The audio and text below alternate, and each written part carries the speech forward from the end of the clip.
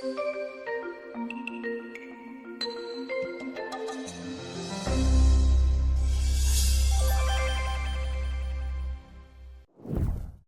evening.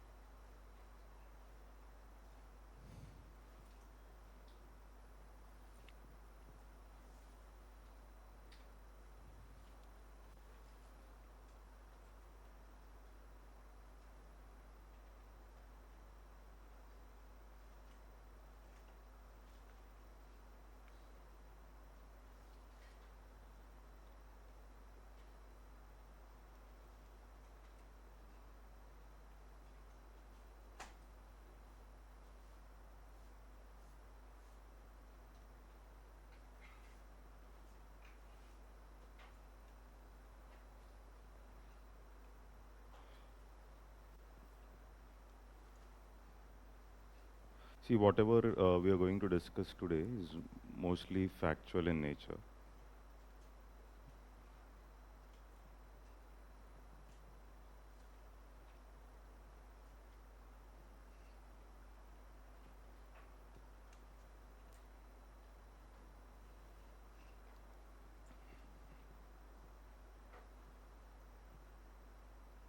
Did we discuss middle income trap? No. Okay. So we have to start. So multidimensional poverty index was the last discussion, right? Okay. So what is middle income trap?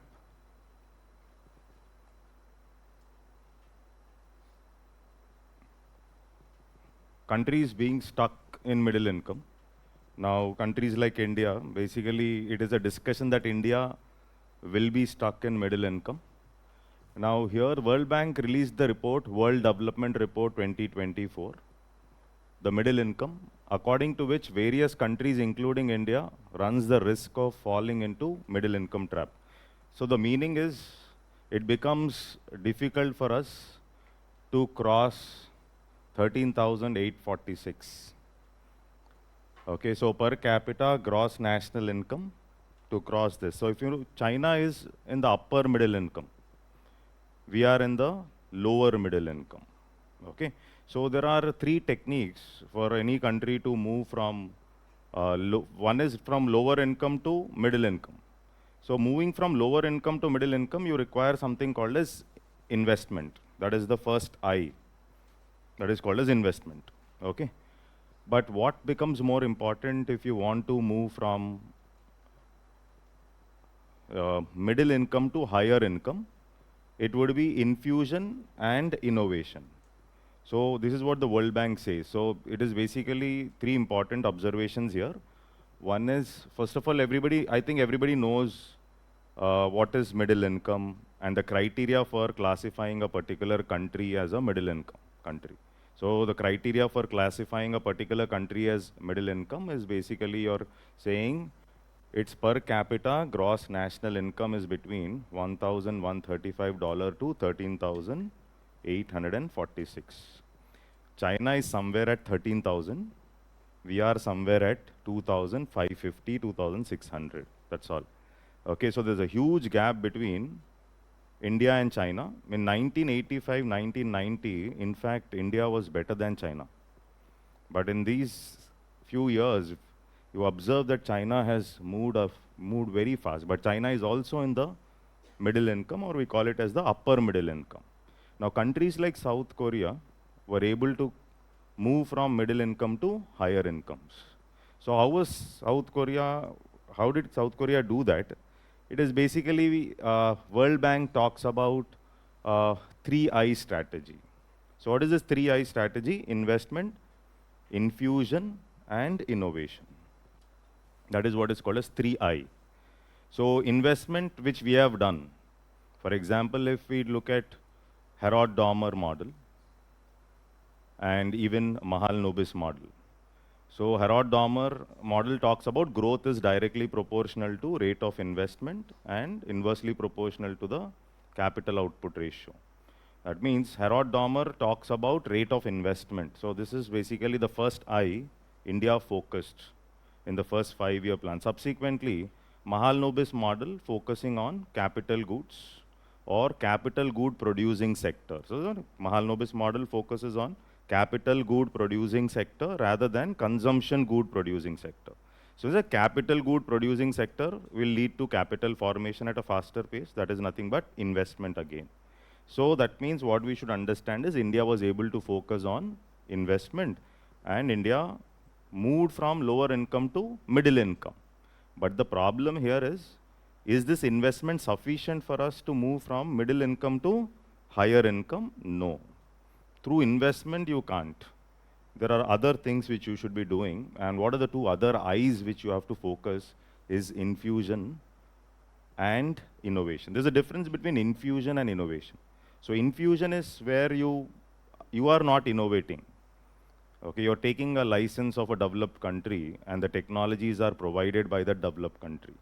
And you will be using their technology for a certain period of time. Then you will build your indigenous capabilities with respect to innovation. That is what is the meaning. Is that okay? This is what South Korea did with respect to licensing with Japan. So South Korea basically learnt semiconductor technologies from Japan, and the government of South Korea was making payments initially to Japan. And once they've learned that technology, then they've subsequently come up with something like innovating their own mobile phones. Samsung and companies came in. So when you manufacture complex products, that is when you move from middle to high income. That is about middle income trap. Is that okay? Hindu rate of growth is low levels of growth. Okay, less than 3.5% of GDP. That is what is Hindu rate of growth. So India crossed Hindu rate of growth in mid-1990s. Okay, so initially they were calling our growth as Hindu rate. That is indicating that our growth is low. It is a negative word, in fact, like your growth is slow, indicating that the growth is slow. I hope it is clear. Okay. Fine. Now, next one is Preston curve. So in economics, for prelims, there are, one is Laffer curve, Lawrence curve, Phillips curve, then you have J curve, and Kuznets curve. So Lawrence talks about taxes. Okay, so Lawrence talks about tax rates and tax collections. Okay. Sorry, Laffer. Laffer talks about tax rates and tax collections, right? Lawrence curve talks about inequalities. Lawrence curve talks about inequalities, right? Okay, so Lawrence curve is helpful for us to decide the Gini coefficient. So Gini coefficient number ranges between 0 to 1.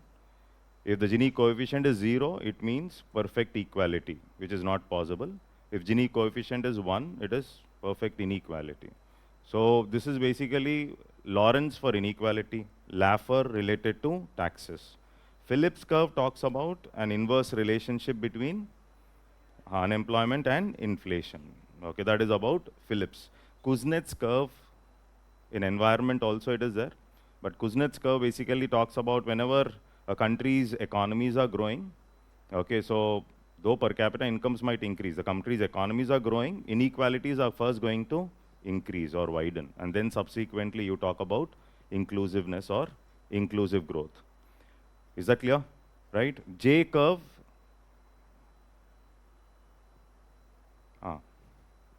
What does J curve talk about? So this is basically whenever a currency value is depreciated or devalued, whenever a currency is depreciated or devalued, okay, so J curve is like this. I will draw it here. Okay, so okay, this is the zero line. Okay, so here at this point, if a currency is depreciated or devalued, the current account deficit or the trade deficit first increases. And then after a certain period only, you will find that there is a positive trade deficit. So that means whenever a currency value is reduced, the trade deficit first increases.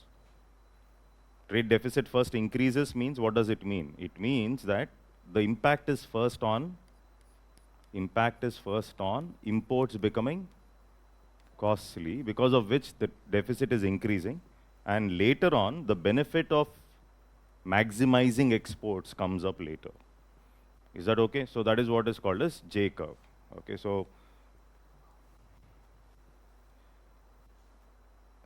that is related to the BOP topic. Now here there is one curve here, Priston curve.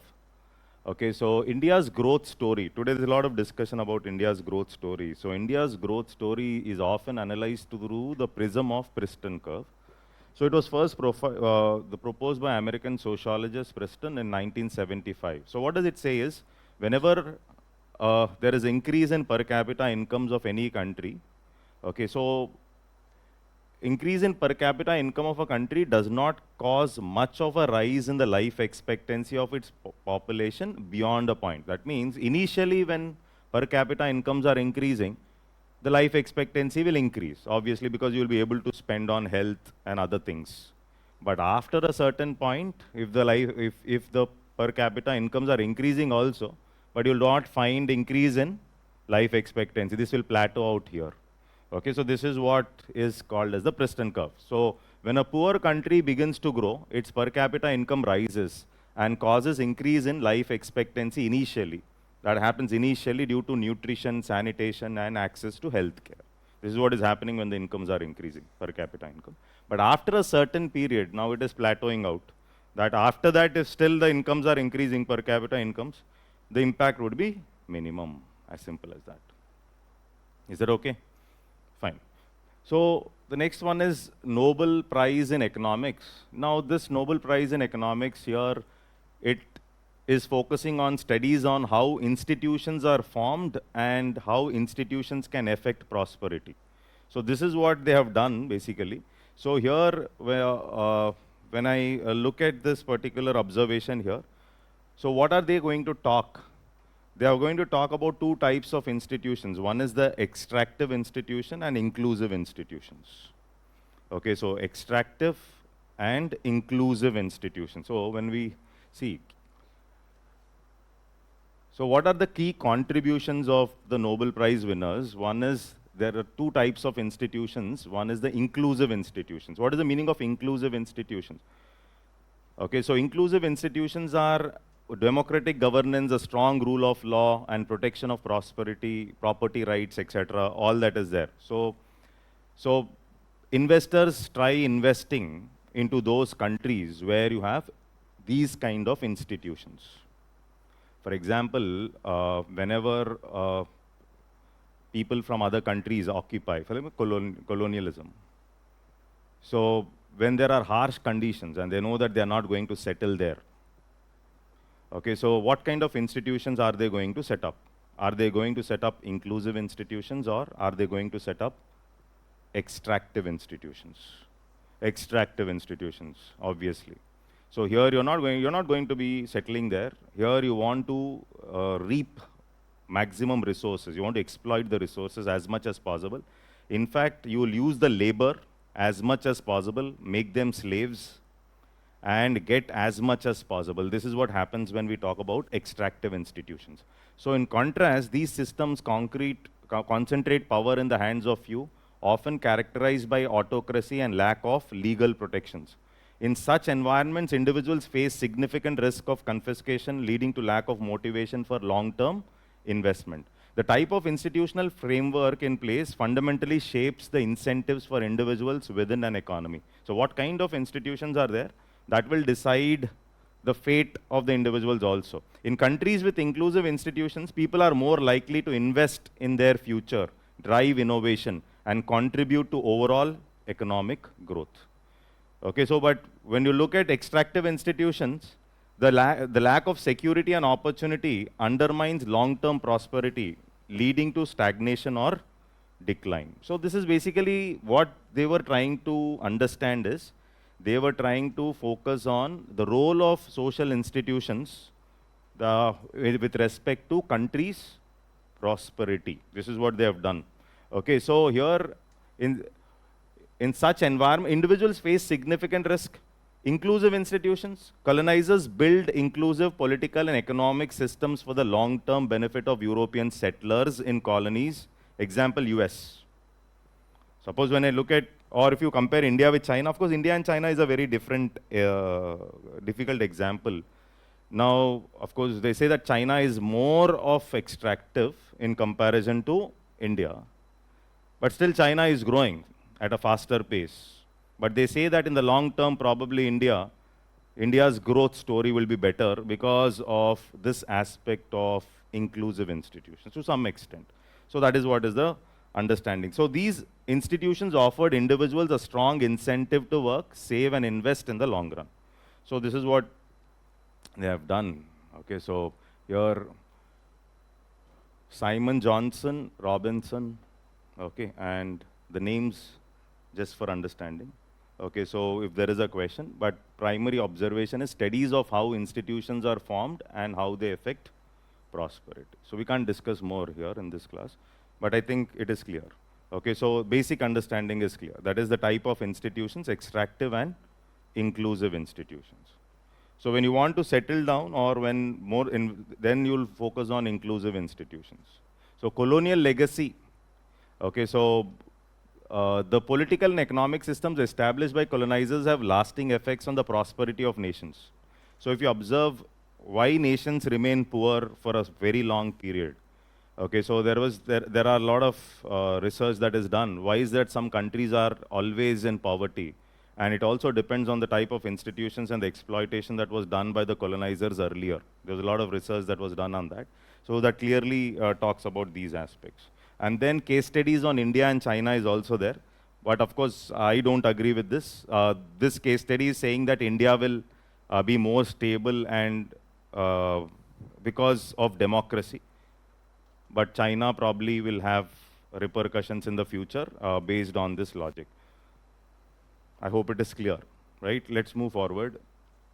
Now, how will you read agriculture for prelims? Now, looking at agriculture for mains is little different, and looking at so from now it is more factual in nature. But the areas to be focused, I'll first show you.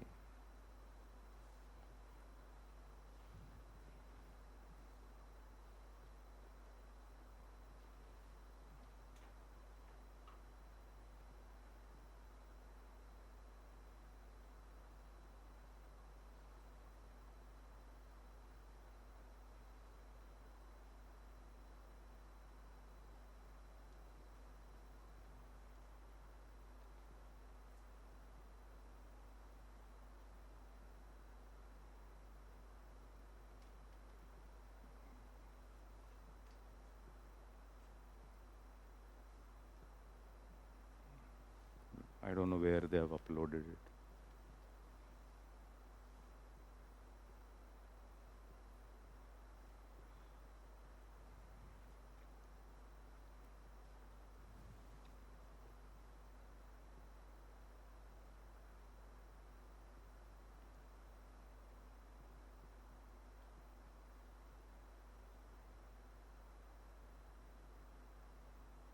Give me 2 minutes.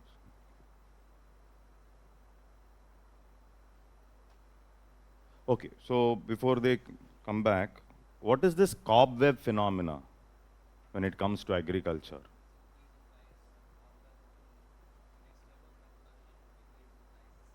Okay.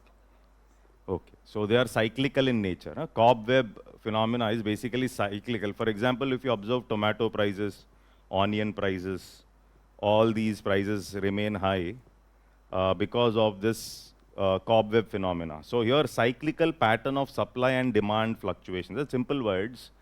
Okay, so cobweb phenomena refers to price fluctuations in the market where supply adjustments lag behind price changes. It is common in agricultural markets, including vegetables, where the production decisions are based on previous price trends. So this is what is important, where what I will produce will be basically based on previous price trends.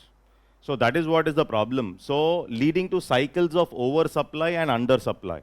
So for example, farmers often base planting decisions on prices of vegetables in the previous season. Suppose if prices were high, they tend to increase production, leading to oversupply. For example, if suppose tomato prices are high, okay, so then they might decide to produce more of tomatoes. Okay, so and leading to excess supply in the market. Are you able to get this? Excess supply in the market. So conversely, low prices discourage planting, causing undersupply and price spikes in the subsequent season.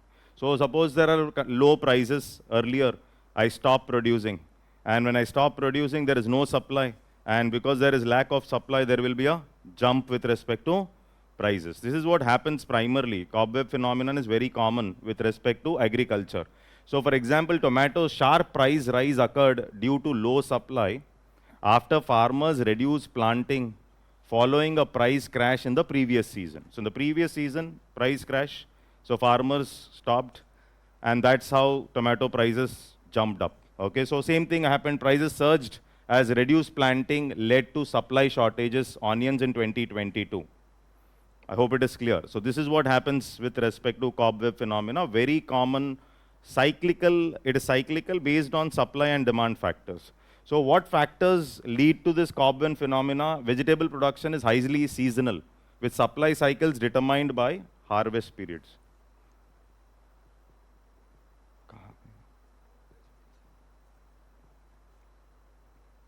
मेरा नाम तो missing है.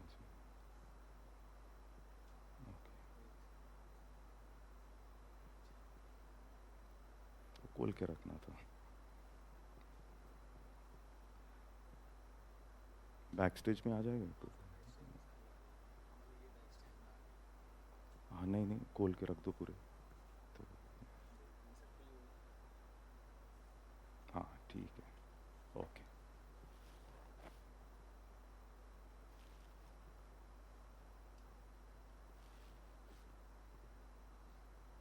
Okay.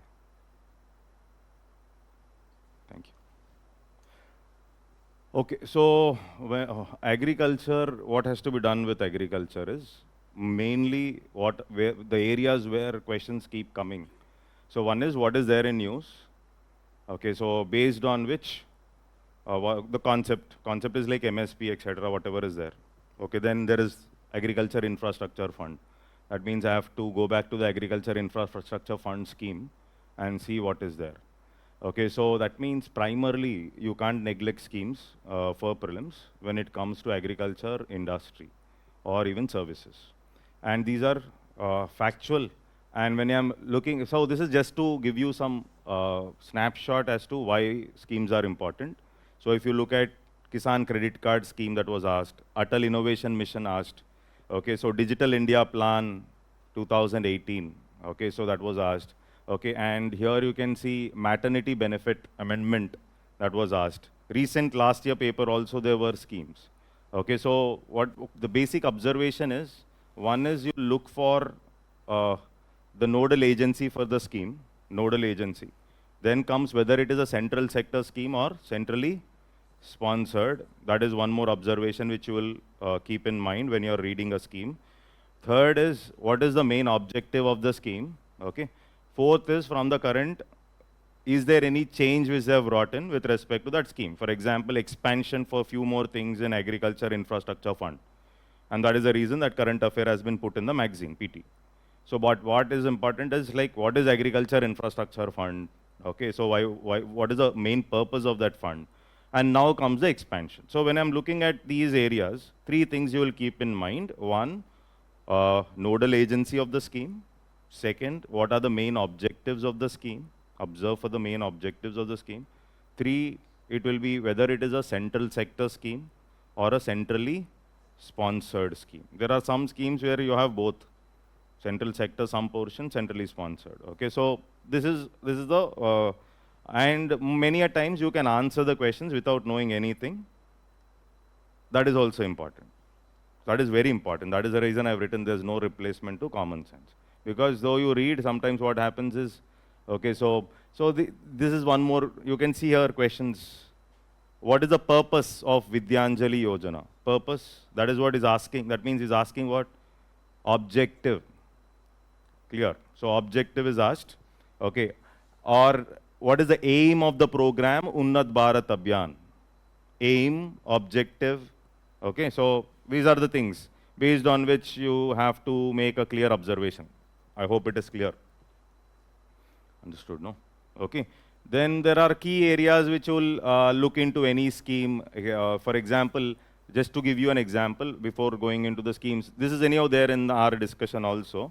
So, Agriculture Infrastructure Fund. So, there are some expansion activities in this fund now. You are extending it for other things as well. So, under this, there is this Bharat, that is banks heralding accelerated rural and agriculture transformation. Okay, so what is this? You're bringing in some entities. Okay, so this is basically banks heralding accelerated rural and agriculture transformation. What is this basically? There is a target of 7,200 crore that they have kept.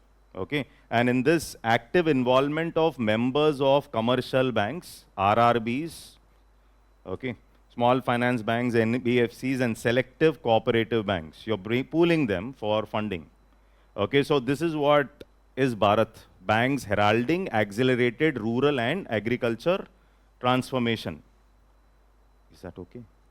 Okay, so now if I look at the scheme first of all, so nodal agency for this scheme for agriculture infrastructure fund is NABARD.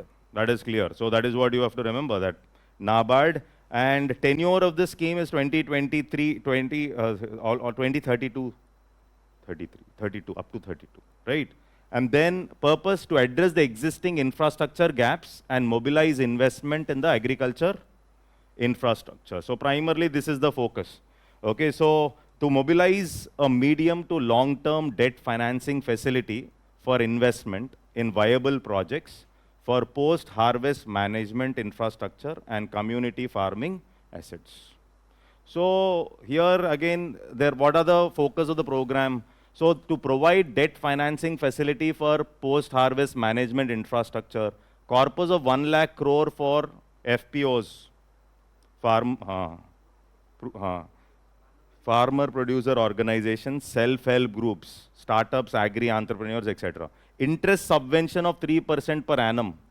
Interest subvention means it's like a concession or a discount. Okay, so up to 3%.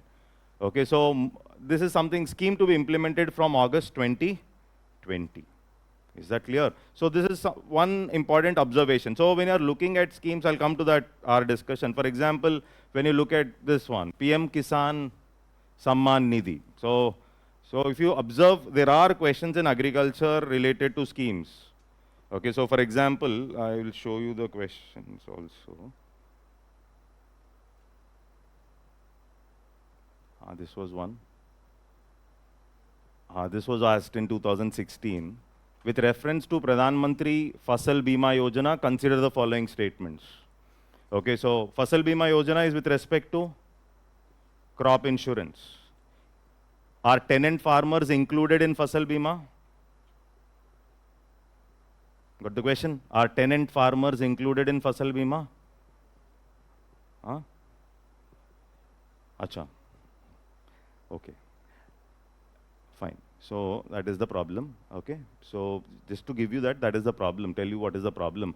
So you're getting confused between schemes. So here if you see Pradhan Mantri Kisan Samman Nidhi, this is basically for land holding eligible farm families.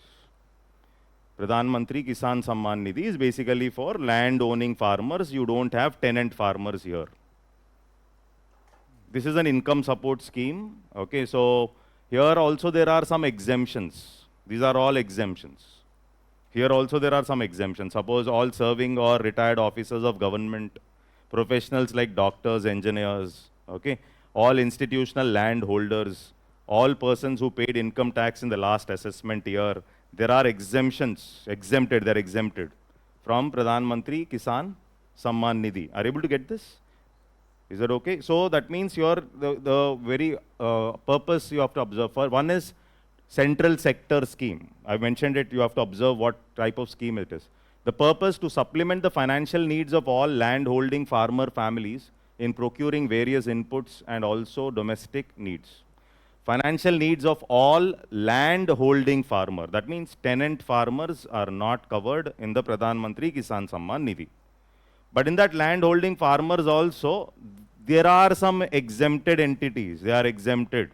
Suppose you've already paid income tax or you are in service, government service, etc. Or prisoners whose monthly prison is 10,000 or more, or all institutional landholders. Okay, so there are some exemptions here also. Now, what is the objective? Income support to all land holding eligible farmers. Okay.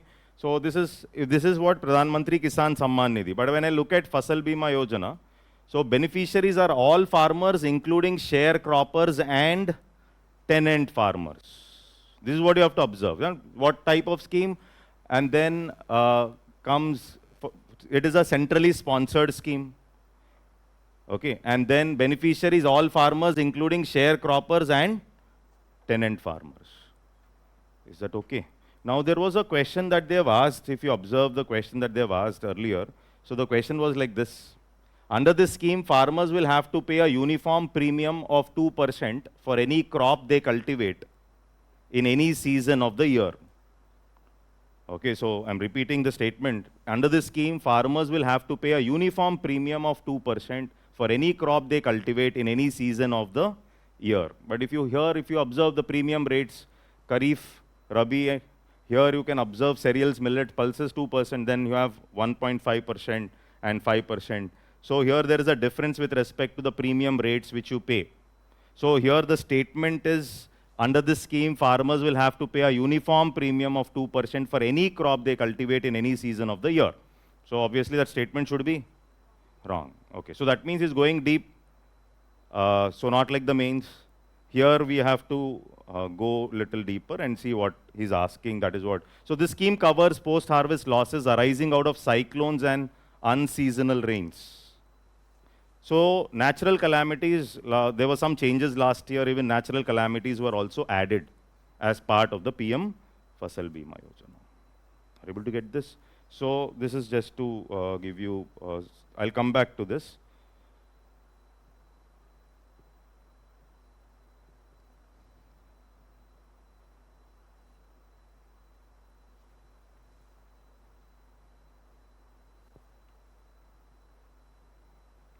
Okay. That is the reason I was saying no. So the other topics which we discussed is different. The way we have to look at these topics would be different. So the other topics is like I know the concept, job done. But these topics are no concept. You should know the fact. So that is what you have to keep in mind. That's it. Okay, now see here, Cabinet approves 7 major schemes for improving farmers' lives and livelihoods with a total outlay of 14,235 crores. Okay, so the focus is primarily, one is sustainable development of horticulture. Okay, so then digital agriculture mission, then sustainable livestock health and production. Okay, so strengthening of Krishi Vignan Kendras, crop science for food and nutritional security, strengthening agricultural education, management and social science. So these are some things which government is focusing. What becomes important is in the tomorrow's budget. Tomorrow only, right? Today's date I forgot. Okay, so yeah. So on first, so one important observation is agriculture, what are they doing and which schemes the allocations have been increased. This is what you will observe. Okay, and which schemes the allocations have been decreased. Both are important, where there is change. Okay, so agriculture, what are the changes that they have brought in? This is one important observation day after tomorrow which you have to make. Okay, so now here, this is about, of course, agriculture. What are the problems in agriculture? If you ask me, there are many problems in agriculture that they'll not ask in prelims. So here, one is agriculture contributes to an average of 18% of my national income or the GVA. But even now 45% of the population are still dependent on agriculture. This we use a word called labor dualism. That means labor is stuck with that sector which is giving them low income. Okay, is that clear? There are many other problems in agriculture. One is crop insurance issues are there. That is the reason PM Fasal Bima Yojana. Okay, so consistent income security for farmer. That is the reason PM Kisan Samman Nidhi or Kalia scheme in Orissa. Are you able to get this? Okay, so income security for farmer. Then there are programs where credit has to be enhanced for the farmer, especially with respect to infrastructure problems. So there are a lot of infrastructure problems. One is you have issues in the supply chain, storage facilities, warehouses, etc. So there, one is you have the PEG scheme, which is called as the Private Entrepreneur Guarantee Scheme. Okay, so this was brought in 2008. So through public-private partnership, you have to build warehouses, cold storage facilities, etc. Then now you have Agri Infrastructure Fund. Okay, so that is also to build something called as infrastructure. Are you able to get this? So these are the problems basically.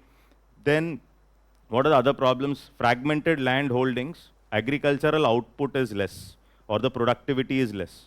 Farmers are not able to use modern technology, etc. Now, Krishi Vigyan Kendras also handle this particular aspect. One is the modern techniques, etc.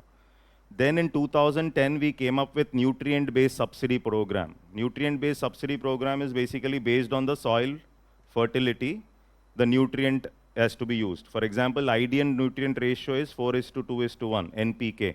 But in India, the fertilizer is skewed in terms of nitrogenous content or urea. We use more of urea, etc. So based on that logic, again, nutrient-based subsidy was also a failure. Now you are coming up with neem-coated urea and other things if you are reading. Okay, so all this is basically problems with respect to usage of fertilizer. That is also a problem. Then input costs are increasing for the farmer. Input costs are increasing for the farmer means basically seeds, fertilizers are becoming costly for the farmer. So what can be done? One is the credit support to the farmer, that has to be done. Then MSPs. Okay, so minimum support price, minimum guarantee that is given to the farmer. MSP is recommended by CACP, Commission for Agricultural Costs and Prices. It's only recommended. So MSP is recommended by CACP for 22 crops. Okay, and there is a minor forest produce which is separately there, which is handled by the tribal area. So minor forest produce also you have MSP. There can be more than one MSP for a particular crop. For example, if I'm talking about rice or paddy, there can be 2 MSPs also based on the quality. Okay, so this is one more important observation. There are problems with respect to subsidies in agriculture. Subsidies, that is one more problem in agriculture is agriculture subsidy. So there, what are the problems? Problems, one is direct subsidies, indirect subsidies. Okay, so one is our subsidies are basically part of the amber box. Okay, so what are the subsidies, agriculture subsidies which are part of the amber box? One is the product-based subsidies like the MSP. This is one problem. MSP is part of the amber box. Second problem is the input subsidies which are used by the farmer. The input subsidies are on the seeds or the fertilizers, etc. They are also part of the amber box. Got the point? So input subsidies as well as the product subsidies like MSP are part of the amber box. Another problem is how can farmers use e-technology? Okay, so to increase the productivity, etc. This is the discussion that is there. This question was asked in mains. So now there is also a focus on e-technology. Several apps have come up to enhance the efficiency of the farmers. So this is one more important observation which you have. This is basically they want to do it as part of the digital agriculture mission also. Okay, one is, then another problem is identifying farmers. Okay, and this is basically have created an agri stack. Okay, so where identity is created for the farmer. Then you have programs like Swamitwa. Heard of this program? Okay, so Swamitwa is one program where, what is the benefit of Swamitwa program? Mapping of village, and basically the land documents would be given. And there will be clarity with respect to mapping. Okay, so that is Swamitwa program. So when we talk about problems in agriculture, first think of what are the problems. Then think what are the solutions. Then think what did the government come up with in the recent past. Then check what are the things they are focusing in the budget. That is important for prelim. Because we can't remember all the schemes. That is what we can do. Got it right. All the schemes impossible, no? So that is, so many problems, lack of mechanization, rain-fed agriculture, infrastructure problem, labor dualism, incomes are less for the farmer. Even today, disguised unemployment in agriculture, okay? And small farmers, small and marginal farmers, okay? Then fragmented land holdings, small pieces of land, therefore you can't use modern technology, so productivity is also less. Lack of irrigation facilities, etc. That is also a problem. Crop insurance, therefore PM Fasal Bima Yojana. Farmers are facing not having income, therefore there is a focus on livestock and other things. Okay, so from crops, farmers getting income all around 12 months is difficult. There is a problem of seasonal unemployment or income security for farmers all around 12 months is going to be difficult. That is the reason Ashok Dalwai committee also in 2018, Ashok Dalwai committee is on doubling farmers' income. So his focus was also, he said, there should be more focus on allied sectors of agriculture like livestock, fisheries and other things. And also if I take the 10 years data, you will observe that the proportion of crop to the total agricultural GDP is falling. If I take 10 years data, the proportion of crop to agriculture GDP is falling, and livestock and other things, the proportion to the agriculture output is increasing. So anyhow, in the budget and the economic survey that comes up, you have to see the graphs related to what are the entities which are contributing to the agricultural output, and then whether it is increasing, decreasing, and things like that. That has to be done from the budget. Is that clear till there? Okay, so fine. So what are the issues? Technology, R&D, irrigation, cobweb. Okay, so cobweb is one big problem. Okay, so cobweb will lead to huge fluctuations in the prices.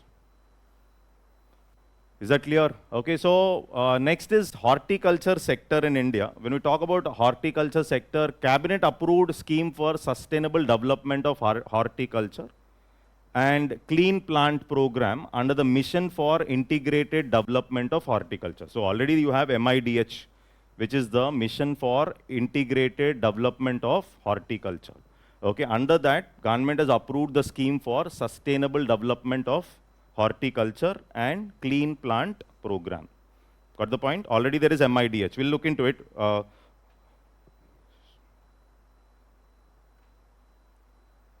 Before coming to, so for example, if you look at mission for integrated development of horticulture.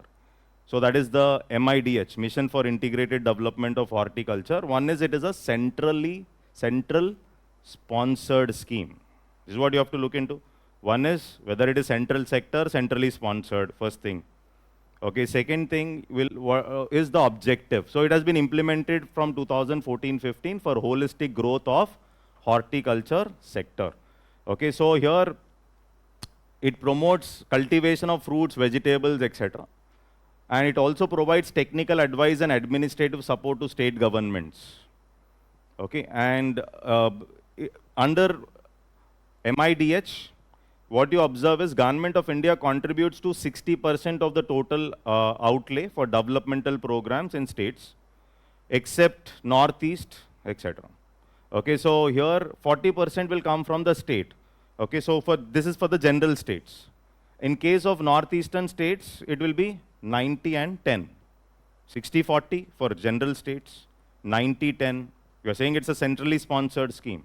So when I say centrally sponsored, 60-40 center state, 90-10 when it comes to northeastern and hilly areas. Okay, so what are the key components which you observe? So these are the other things. In case of National Horticulture Board, National Horticulture Board, Coconut Development Board, Central Institute of Horticulture, all these things, Government of India contributes how much? 100%. So there are sub-entities in that MIDH. It focuses on 4 or 5 entities. So these entities, central government is putting in how much? 100%. Are you able to get this? So this is what you have to observe here. And key components, one is the National Horticulture Mission. Okay, then you have the Coconut Development Board, works on the development of coconut sector. Then you have the Central Institute of Horticulture. Okay, so, and for providing technical backstopping through capacity building and training of farmers.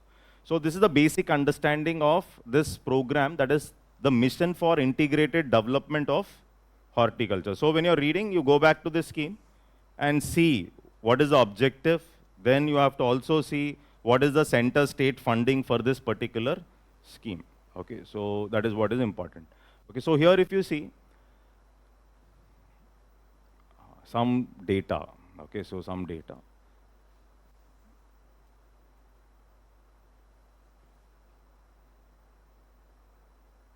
India ranks second in fruits and vegetable production globally after China, and first in production of bananas, mangoes, and papayas. Now, this is something like earlier they used to ask these kind of factual questions. Now they are not asking, luckily. India is ranked 14th in vegetables exports and 23rd. So we are not in single digit when it comes to exports. Production wise, at least we are ranking 2 there. Okay, so initiatives for horticulture, this is what we have talked about, MIDH, which is a centrally sponsored scheme. 60-40, and for Northeast it is 90-10. Okay, and it includes several other sub schemes. That is, you have the Coconut Development Board, okay, so National Horticulture Board, etc. Here 100% is pushed by the center. This is what we have understood. Is that okay? There is a cluster development program which is called as the Suraksha. It allows an instant disbursal of subsidies to farmers in their bank account by utilizing the e-rupee voucher. Okay, so why are we reading it here? This cluster development program is a component of the central sector scheme of the horticulture board. When I say central sector scheme, means it is completely coming from the center. So there are few things which are completely coming from the center, and here this cluster development program Suraksha, which allows an instant dispersal of subsidies directly into farmers' bank account. This particular entity is a component of the central sector scheme of National Horticulture Board. Factual. Anyhow, whatever I feel important, I've underlined it. Anyhow, you can again go back and revise. Is this clear till here? Okay. Now see, Krishi Vignan Kendras. So ICAR, Indian Council of Agriculture Research, celebrated Golden Jubilee year for establishment of Krishi Vignan Kendra, 75 years. Okay, so 50 years. Now here when we talk about Krishi Vignan Kendras, they aim at assessment of location-specific technology modules in agriculture and allied enterprises. Okay, they are an integral part of National Agriculture Research System. And here first KVK was established in 1974 at Puducherry under Tamil Nadu Agricultural University. These are facts which we have to remember. Okay, so KVK, first Krishi Vignan Kendra was established in 1974 at Puducherry under Tamil Nadu Agriculture University, Coimbatore. Okay, so and Krishi Vignan Kendras are 100% financed by the center. This is what you have to remember. It is 100% financed by the center, and it aims at assessment of location-specific technology modules in agriculture and allied enterprises.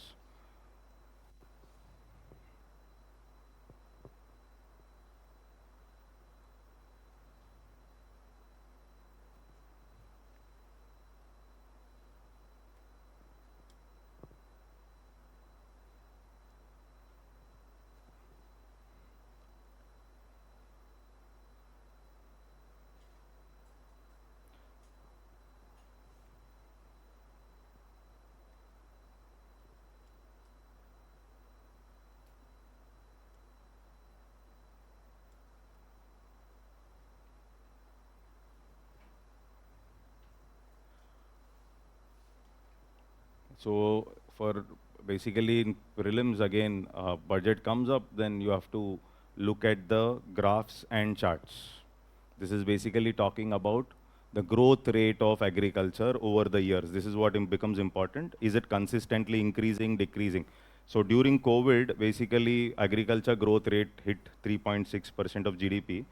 And then later on again, there was some trouble, etc. Then something which we have to observe is what is the percentage share in employment, etc. So almost like 45% of people are still dependent on agriculture. 45% of the people are still dependent on agriculture. Okay, so sometimes now white revolution is what is there in the current affair in our magazine. So you'll not stop with white revolution. Go back and see few more things there. Okay, so yellow revolution, that was also there in the in our PT. Okay, so yellow revolution deals with what? Production of edible oil seeds. The point, right? So oil seeds here, and these are different revolutions when we talk about black, blue, okay, so white revolution in India, Operation Flood, etc. So this is one more thing which we have to, okay, so now see here, this is among the following, which one is the largest exporter of rice in the world in the last 5 years? So this was a question that they have asked already in 2019. Okay, so which one is the largest exporter of rice in the world in the last 5 years? So this is basically factual. So tomorrow, once the budget comes up, economic survey comes up, look for rice output, whether it is increasing, decreasing, wheat outputs, pulses, etc. These are the areas which you'll look into. And then rice production, let's say states when we talk about West Bengal, UP or Punjab, some idea with respect to maximum output. And then also see like which entities are in news. For example, when we say last year golden rice was in news, okay, so what is this golden rice, etc. So you'll not stop with rice production there. You go back and see like what is this golden rice, etc. Okay, so I think you're getting what I'm trying to tell you, right? So this is something which you have to keep in mind. Okay, so and then check which items recently got something called as GI tag.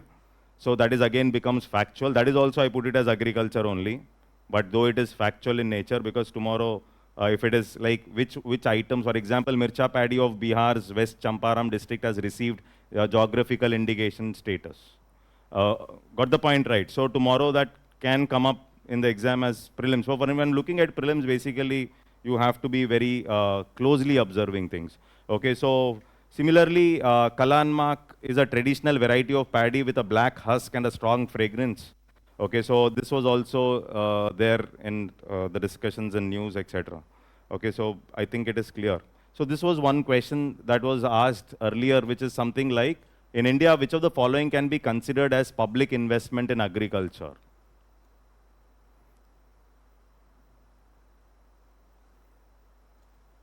Boring, huh? Agriculture. Can't help. Okay, so which one? Considered as public investment. C is what? 2, 3. Okay. So this is basically a conceptual question. Huh?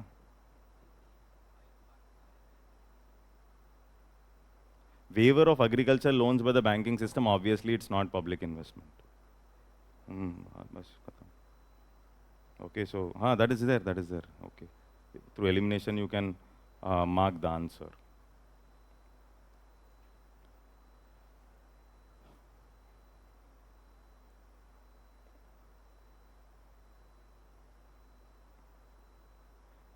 Okay. So you got some ideas, or yes, that's it. Okay, fine. So this is about Krishi Vignan Kendras. One is the mission with respect to horticulture. And then government has come up with this digital agriculture mission. Okay, so digital agriculture mission. So when we look at digital agriculture mission, why are we studying? Union Cabinet approved the digital agriculture mission, an umbrella scheme based on digital public infrastructure to improve farmers' lives. So what is the basic focus? It is a consistent application of methods of precision farming and use of drones to fight locusts in India, etc. These are some things. So key features of the mission, it is built on 2 foundational pillars. One is AgriStack. Okay, so what is AgriStack? Farmer-centric DPI to streamline services and scheme delivery to farmers with 3 components. One, your AgriStack consists of 3 things. One, farmers registry. That is, you are coming up with issuance of farmers ID, which will act as a digital identity for farmers. One is in this AgriStack. One, you have farmers registry. Then geo-referenced village maps, linking of farmers' IDs to farmer-related data such as land records. So one is digitalization of land records, and then you are linking farmers' ID to land records. This is another thing. And then crop zone registry, this is the digital crop survey. Digital crop survey. So 3 things in my agri stack. Agri stack has 3 key components. What are the 3 key components? One is farmers registry, then geo-reference village maps, crop zone registry, that is the digital crop survey. What are the main targets here? Create digital identities for 11 crore farmers over 3 years and launch nationwide digital crop survey in 2 years. Is that okay? Now, 2 things were in news. One is when we talk about agriculture export policy. Why was agriculture export policy in news? One is, agriculture export policy came up in 2018. What is the main objective of agriculture export policy is to double the agriculture exports from 30 billion to 60 billion. And by 2030, they have set a target that my agriculture export should touch 100 billion. Agriculture export was also given importance in Ashok Dalwai committee's recommendations of doubling farmers' income. So Ashok Dalwai talks about several things. He says, why can't we think of putting agriculture marketing in the concurrent list? Okay, so he also talks about focus on allied sectors like livestock and other things, supporting the main crop. So this main focus should be on allied sectors. That is also mentioned by Ashok Dalwai. Ashok Dalwai also talks about increasing agriculture export. Why? Because when we increase agriculture export, automatically there will be a trickle down with respect to farmers' income. There will be higher demand for agri products and there will be a trickle down effect on the farmers' income. So these are the focus that is there, and that is the reason there is a lot of focus with respect to livestock or the allied sector. So this is livestock. So here what are the observations we will make? So cabinet approved sustainable livestock health and production scheme. Sustainable livestock health and production scheme with an outlay of 1,702 crores. So I told you agriculture for prelims is more about schemes only. Okay, so here what we observe, status of livestock sector in India. First of all, why is livestock important? So one is India has world's largest livestock population. Okay, and India is ranked 1 in inland fisheries and milk production. Rank 1 in inland fisheries and milk production. Okay, so, and contributes to 30% of agricultural GVA. Out of the total agricultural output, livestock contributes to 30% of agricultural GVA and around 5% to the total GVA. Around 5.7% of the total GVA and around 30% of agricultural GVA is the contribution. Then it provides employment to over 70% of rural households. Now, why there is a focus on livestock sector? One is there is seasonal unemployment problem. Farmer is facing problems with respect to generating income all around 12 months. So one is income security is there for the farmer, number 1. Okay, second is farmer need not worry about crop failures to some extent. If that is the reason, it is always better to go ahead with mixed farming. So this question was already asked, what is mixed farming? So mixed farming, cropping as well as livestock together. Okay, so mixed farming, why mixed farming? Because income security all around 12 months. Now, when it comes to economy, it contributes to almost like 5.7% of my GDP or GVA. Second, it contributes to 30% of agricultural output. Third, for doubling farmers' income, Ashok Dalwai has said there should be a direct focus with respect to livestock. Data also shows from 2014 till 2020 that the cumulative average growth rate of livestock is almost like 8.3%.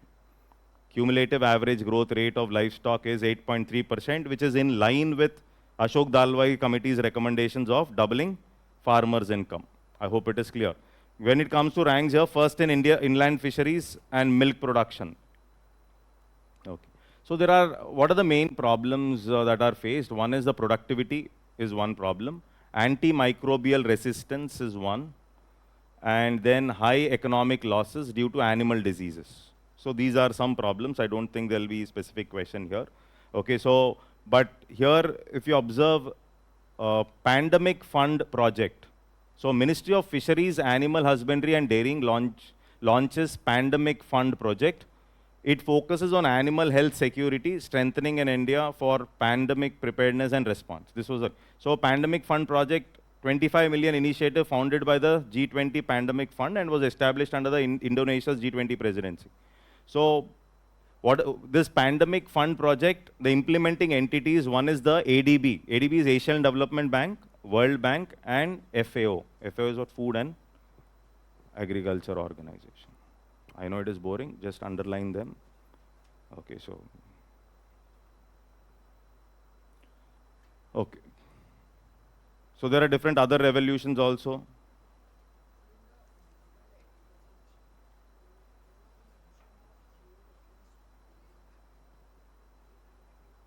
Sumitwa will help in georeference village mapping, obviously, yes. I'll come to Somitwa and okay. So that's not here. No, so come back to white revolution. Okay, so white revolution. Ministry of Cooperatives released standard operating procedures on white revolution 2 during Diamond Jubilee celebration of National Dairy Development Board. Okay, so again a factual area. Okay, so first of all, National Dairy Development Board, it was founded by Dr. Varghese Kurain. It is declared as an institution of national importance. It developed and implemented Operation Flood program, which led to White Revolution. This is something about the National NDDB, right? India's dairy sector, one important observation here, 25% of the world total milk output is from India, and India is ranking 1 globally when it comes to milk production. Okay, so this is something like a factual thing. It contributes to 4.5 to 5% of India's GDP. Is that okay?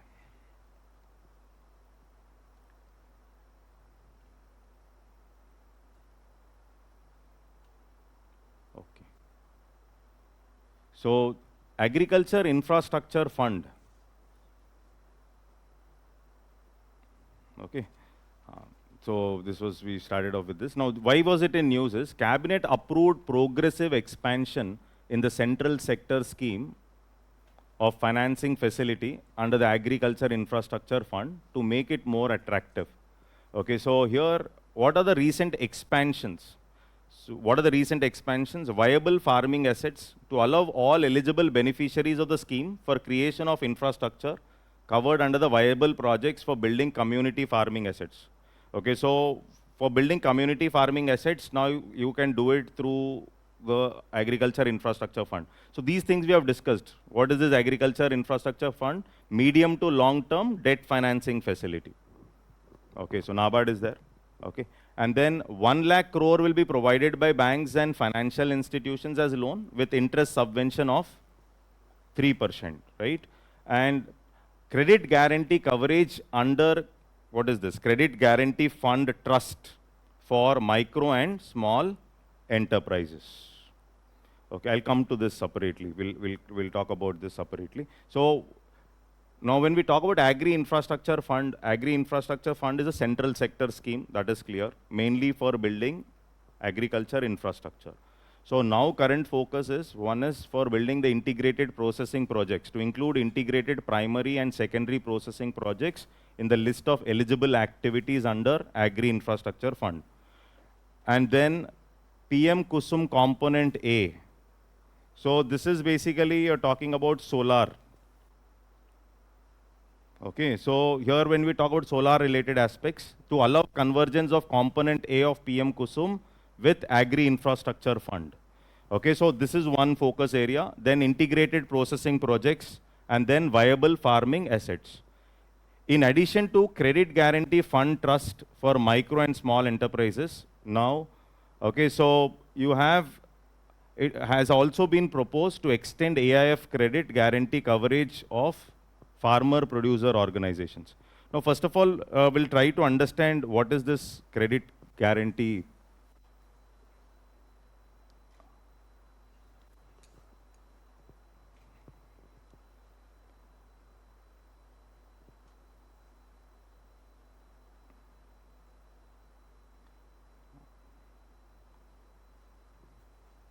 So many scheme questions I've asked.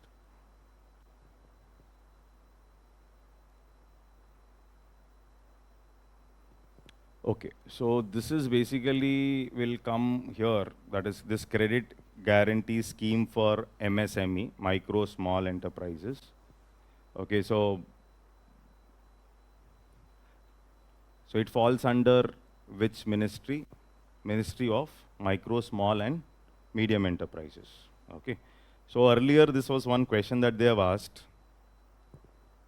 in the exam. Okay, so this was a previous question that they have asked. Now, this is basically based on the classification of micro, small and medium enterprises. So here the question is, according to MSME Development Act, the medium enterprises are those with investments in plant and machinery between 15 crores and 25 crores. That's a wrong statement. You can see here, investment in plant and machinery or equipment not more than 50 crore and annual turnover not more than 250 crore. So this was the factual question that they have already asked. Okay, so when I look at micro investment in plant and machinery or equipment not more than 1 crore and annual turnover not more than 5. Do you have a separate classification now for MSME services, or is it the same?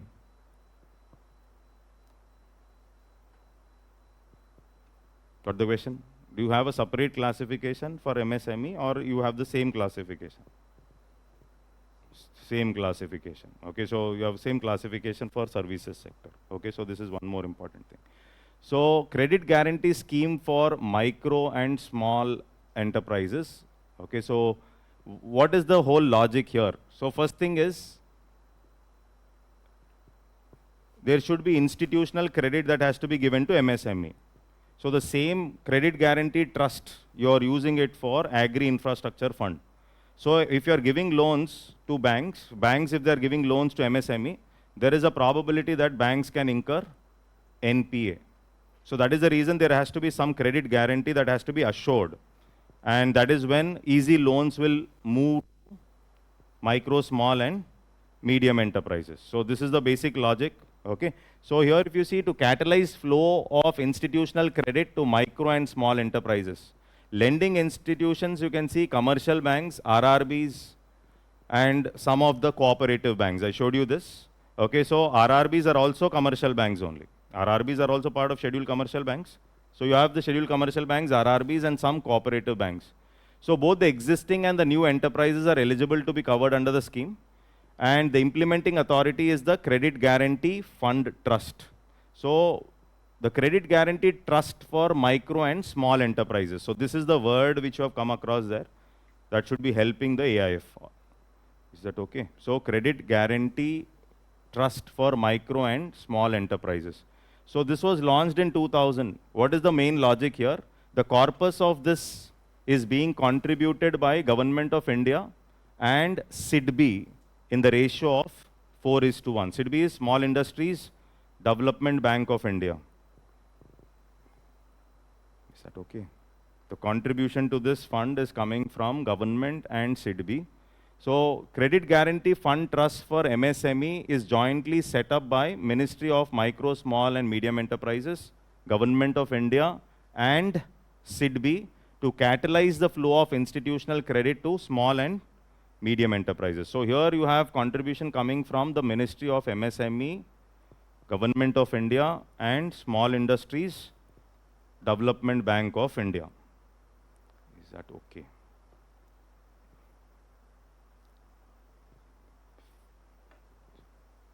Don't sleep.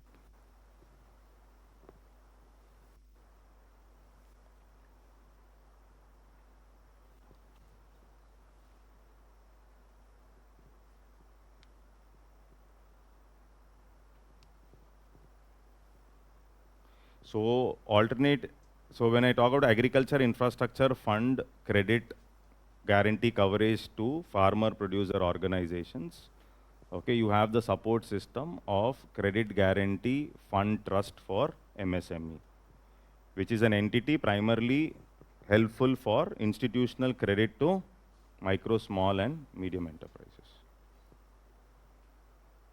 This you can.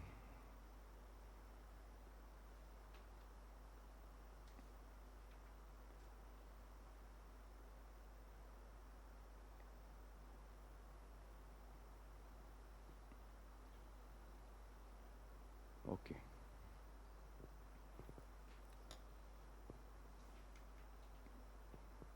MSP, minimum support price. So MSP is recommended by CACP, Commission for Agricultural Costs and Prices. MSP does not have a legal backup. MSP does not have a legal basis. That is what farmers are asking for, a legal backup for MSP. But the fair remunerative price that is given for sugarcane, FRP has a legal backup. Okay. Now, what is this fair remunerative price? It is a price paid by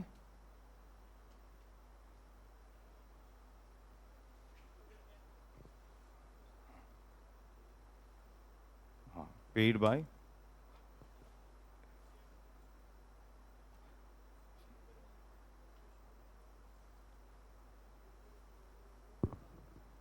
it is paid by sugar mill owners to cultivators. Is that okay? Sugar mill owners to cultivators. That is what is FRP. FRP has a legal backup. States also can come up with their state remunerative price for sugarcane, but the state FRP should be higher than the center's FRP. This is something which I think you should be knowing. Okay, so, but MSP does not have a legal backup. Now, when we talk about MSP, what are the main problems?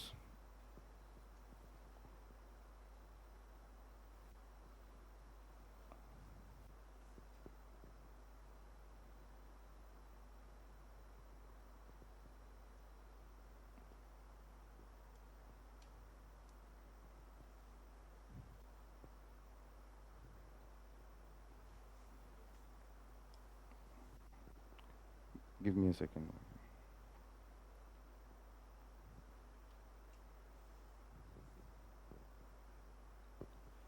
Okay, so few things here. Recommended by CACP, accepted by government or CCEA, right? When MSP is recommended by CACP, what are the factors it will take into consideration? Okay, so one is input costs.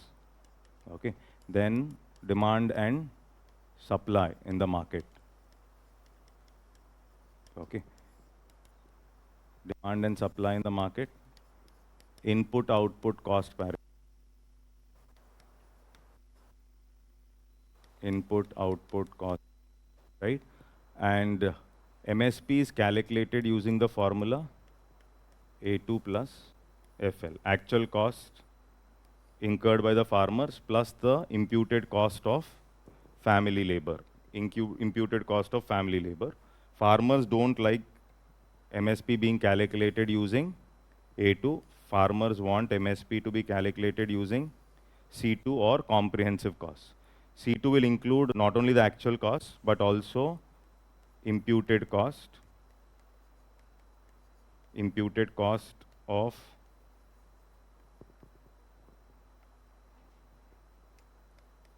interest on capital,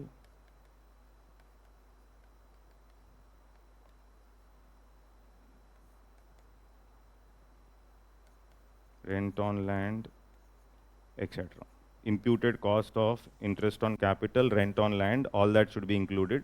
But government is not calculating using C2.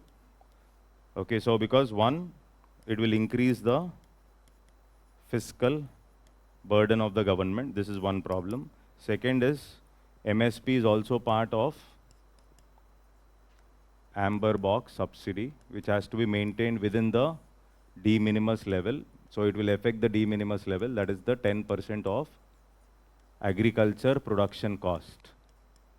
10% of agriculture production cost. So these are the main problems. MSP has a lot of benefits. What are the benefits? One, income security for the farmer. One is the income security for the farmer. Second benefit, food security. Farmer will continue producing that crop. MSP helped in terms of maintaining our buffer stock maintenance, etc. Then it will reduce the dependence of farmers on money lenders. Farmers can make more agriculture investment back on the land. This can again increase the agricultural productivity. So this is something like the benefits of MSP. But at the same time, MSP has some problems. Data shows NSSO data earlier, that is NSO data, that only 7%, 6 to 7% of the farmers are benefiting. Then there is a problem with respect to formula or the method you're calculating, that is actual cost. Farmers don't like it. Okay, so farmers don't want MSP to be calculated. Then MSP can increase the prices in the open market. MSP can increase. Then MSP will reduce crop diversification. Because from the beginning, MSP was increased for rice and wheat. Though you are saying 22 crops, that's okay, but maximum MSP was increased for rice and wheat. So therefore, it will affect the crop diversification. Farmers are not focusing on export potential. Export potential, you're anyhow, okay, so giving it to the government machinery, etc. Okay, so there are problems also along with benefits of the minimum support price. But there was a lot of discussions in terms of asking for a legal backup. Okay, so there is no legal backup also. There is no legal backup for MSP, which is there for the FRP or the fair remunerative prices. Is that okay? Okay, so here government increased MSP for wheat and 5 other Rabi crops. That is the reason MSP is under discussion. So MSP covers 22 crops, 14 Kharif crops, 2 Rabi crops, and 2 commercial crops as well. Okay, so this is one observation here. And Commission for Agricultural Costs and Prices recommends MSP, and CCEA, chaired by the Prime Minister, takes the final decision. Okay, so here you're calculating MSP based on actual cost and imputed cost of family labor. Farmers and MS Swaminathan were requesting for calculating MSP using comprehensive cost. So this is about MSP. Okay, so here agriculture export policy. So why it was in news is because to handle food inflation in India, government came up with some export restrictions, because of which our agriculture exports have reduced. To handle food inflation, government restricted agriculture exports, though our fundamental logic was to focus on agriculture exports. So there was a discussion, do we need a new agriculture export policy? So there was a discussion in newspapers that do we need a new agriculture export policy? So that was the basic understanding here. So agriculture exports registered 8% decline this year and fell short of the ambitious target of 60 billion by 2022. So the reason for this is again government policies only. Government came up with restrictions on agri exports. Are you able to get this? So that is the reason. And agriculture, rice constitute 21% of the total export, followed by marine products. So this is what is a factual thing which I have to remember. Rice constitutes 21% of the total exports. Vegetable oil constitutes 45% of imports, followed by pulses, especially palm oil. Okay, so vegetable oil constitutes 45% of imports, followed by pulses. So these are the two data points which I have to remember. The share of India's agricultural exports and imports in world agricultural trade were 2.4 and 1.9% respectively. Okay, so India is ranked 9th in the global agri exports. India is ranked 9th in the global agri exports. Again, it is a factual thing which we have to remember. So here, agri export policy, why was it important is because one, the target which they have fixed. This is the target, 60 billion and reach 100 billion by 2030. This is the crux target of agriculture export policy. Then there is a focus on diversifying the agriculture export basket. Okay, so where you will start focusing on indigenous products and also focus on value addition. So that is one more important aspect in the agriculture export product. So boost high value added agricultural exports. So value added products, probably you will get more returns also. Double India's share in world agri exports by integrating with global supply chain. So this is also a target, doubling India's share in the world agri exports. So promote indigenous, organic, ethnic and traditional agriculture exports. This is the focus. Is that clear? Okay, so the reason for it to be in news is mainly because of agriculture export fall. Is that okay? So there was a fall with respect to agriculture exports. That is the reason.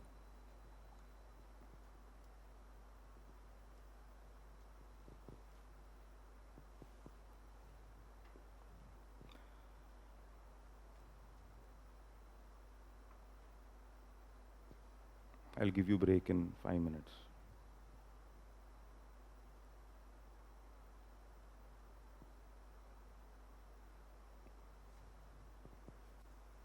Okay, so these are the type of questions which will come with respect to export and import, and we have to be little careful with respect to observing these questions. So one, India largest importer palm oil. This is one observation there. Here the question was the quantity of imported edible oil is more than domestic production of edible oil in the last 5 years. This was the question that they have asked. Okay, the government does not impose any customs duty on all the imported edible oils as a special case. So he is only giving the answer there. Okay, the second statement, right? So government does not impose, that's a wrong statement, obviously.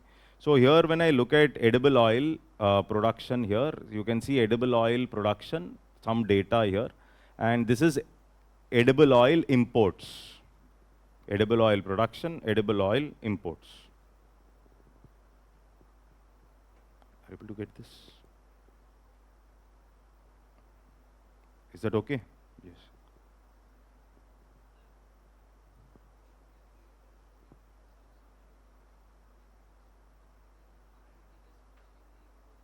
Yeah, that is there. That is the reason in 2022 they have reduced the import tariffs.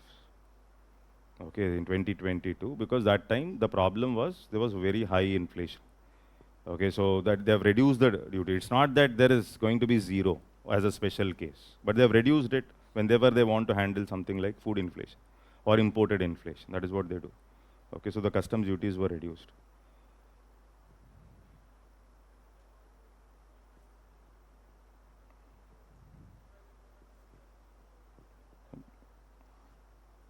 So there's like levy price, all the sugar mill owners. Okay, yes. Sugar mill owners will not be only government. Till here, is it clear? Yes? Go on here.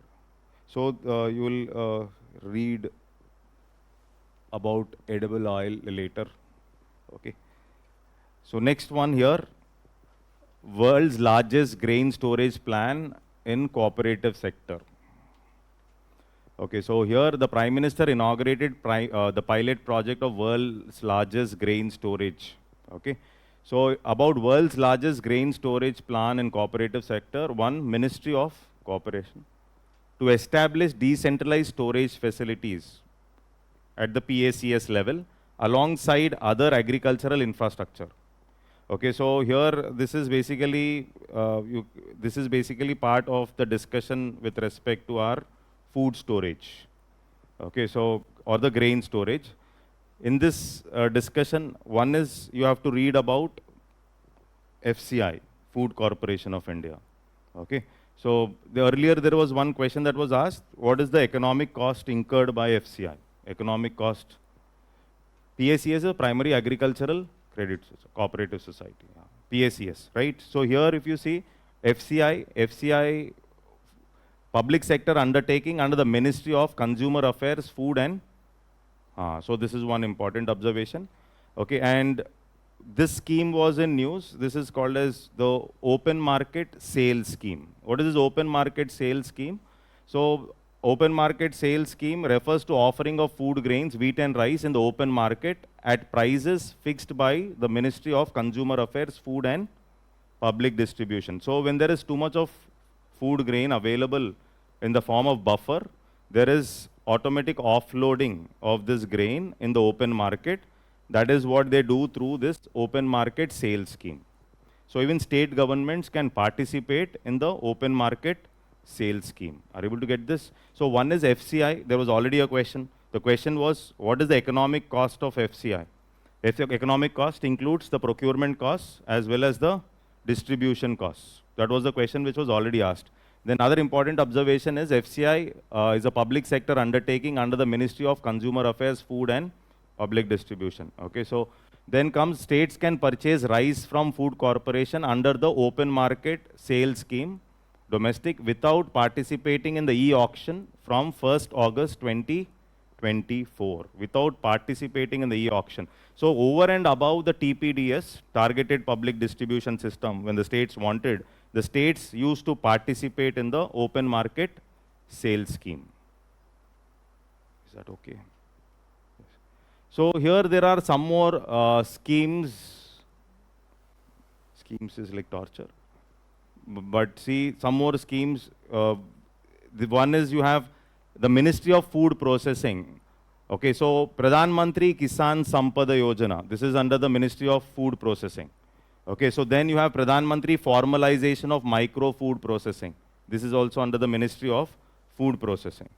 Okay, so National Food Security Act, basically Ministry of Consumer Affairs, Food and Public Distribution. Already question was asked with respect to National Food Security Act. Okay, then Ministry of Agriculture and Farmers Welfare. Under that you have Agri Infrastructure Fund. Okay, so Mission for Integrated Development of Horticulture, Agriculture Marketing Infrastructure Scheme. All these are under the Ministry of Agriculture and Farmers Welfare.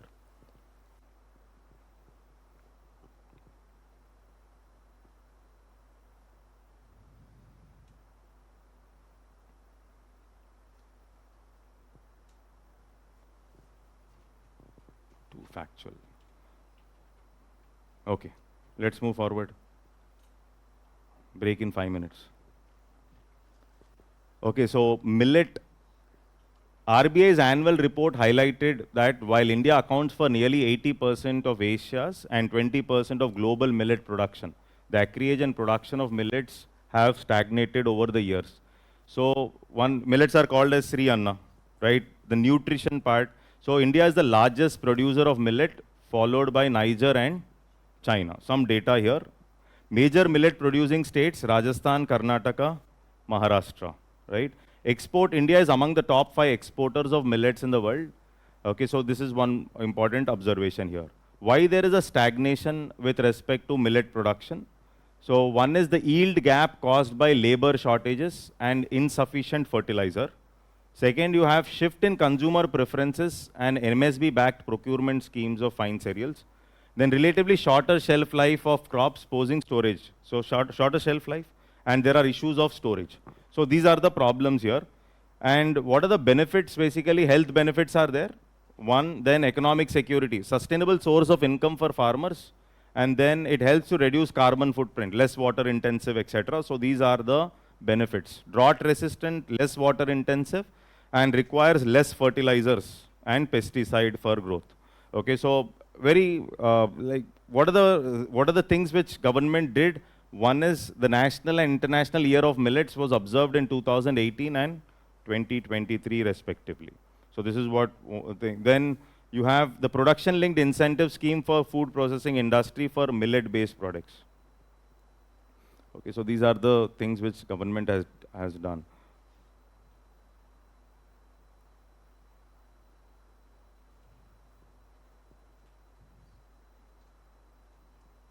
Pulses.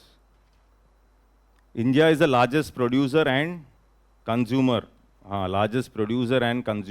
of pulses, and major pulsers producing state, MP, okay, and major export destinations, Bangladesh, China. Difficult to remember. India is the largest producer, consumer, and importer of pulses globally. Okay, so largest producer, consumer, and importer. Okay, so here, India's pulses imports in 2024 surged 84% year on year to their highest level. So there was too much of import that we did. That is what we have to remember. No. So that is basically your, see, we are few things you are importing, few things you are exporting. Okay, so but overall, when I look at pulses production, you are one of the largest producer, but the demand is also very high. Okay, so that is what we are. So here, export destinations, Bangladesh, etc., and production, gram contributes around 40% of total pulse production. So it's, okay, so this is, see, what you will do is observe the pulses production chart in the economic survey. Okay, so that is what we can do once the survey comes up. Jute, I have underlined, you can read later.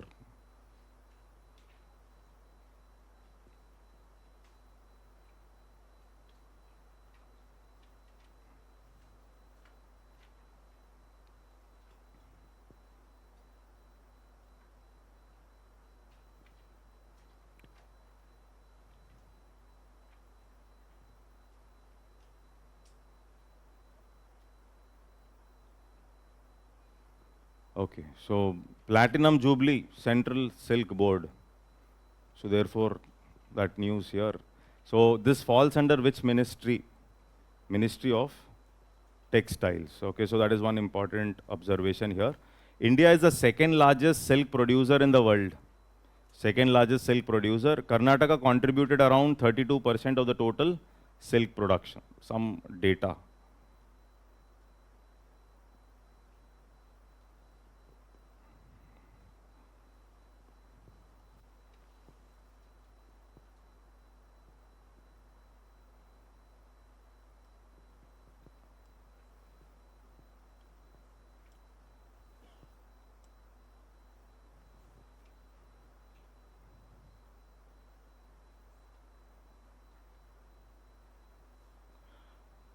Okay, so here this is basically major oil imports.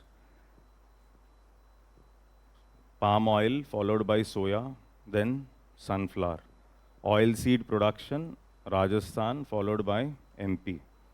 Okay, soya bean, India is the fifth largest producer.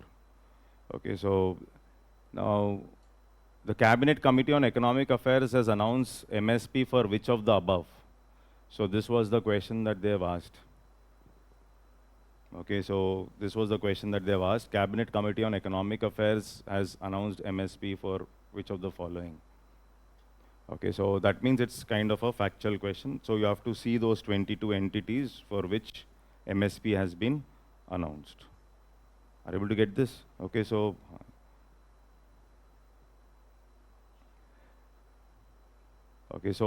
CACP under the Ministry of Agriculture and Farmers Welfare. Okay, it is only a recommending entity. It is only a recommending entity. Okay, MSP is given for minor forest produce. Okay, so there it is. You will observe that it is TriFed is the nodal agency when it comes to minor forest produce, and TriFed is the nodal agency. It is under the Ministry of Tribal Affairs. Okay, so Tribal Cooperative Marketing Development Federation. Okay, so that is. Here you can see among the agriculture commodities imported by India, which one of the following accounts for the highest imports in terms of value in the last 5 years. So facts are very boring, but still observe the questions. That means you have to read, you can't leave it. You're expecting everything will come from fiscal policy, national income. Suppose 5 questions or 4 questions are coming from industry and agriculture. Okay, and that too facts. Finished. Out of 13 questions, let's say, okay, 4 or 5 are coming factual, then we will have trouble. That is the reason, and that trend is there. I'm just showing you. Okay, so it's like very boring, but still I'm just showing you so that you'll understand the importance. Here, obviously, the answer is vegetable oils. Okay, so the data and the order is also important. Okay, so I think that is clear.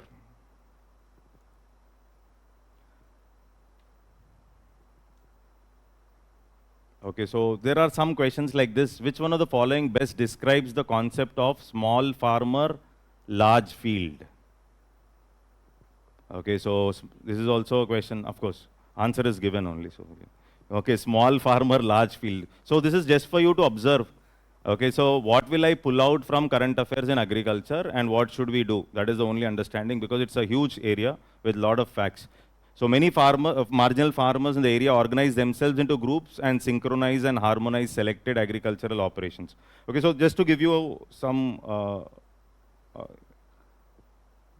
just to see like what you have to see in agriculture, etc. Okay, so what are the key differences between natural farming and organic farming? Is there a difference? Means yes, there is a difference. Okay, so go back and read. Okay, so that is also important.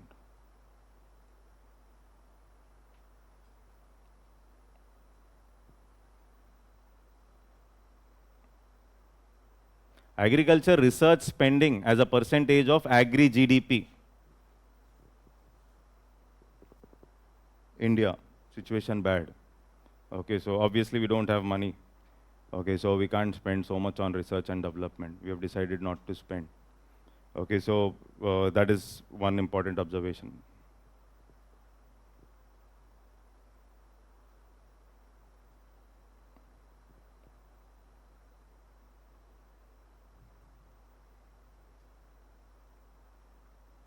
This is livestock census. Okay.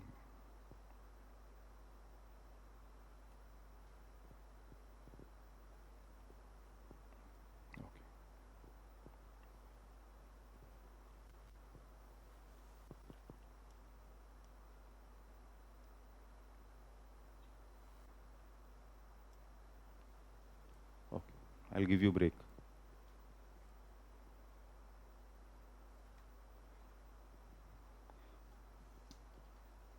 Okay.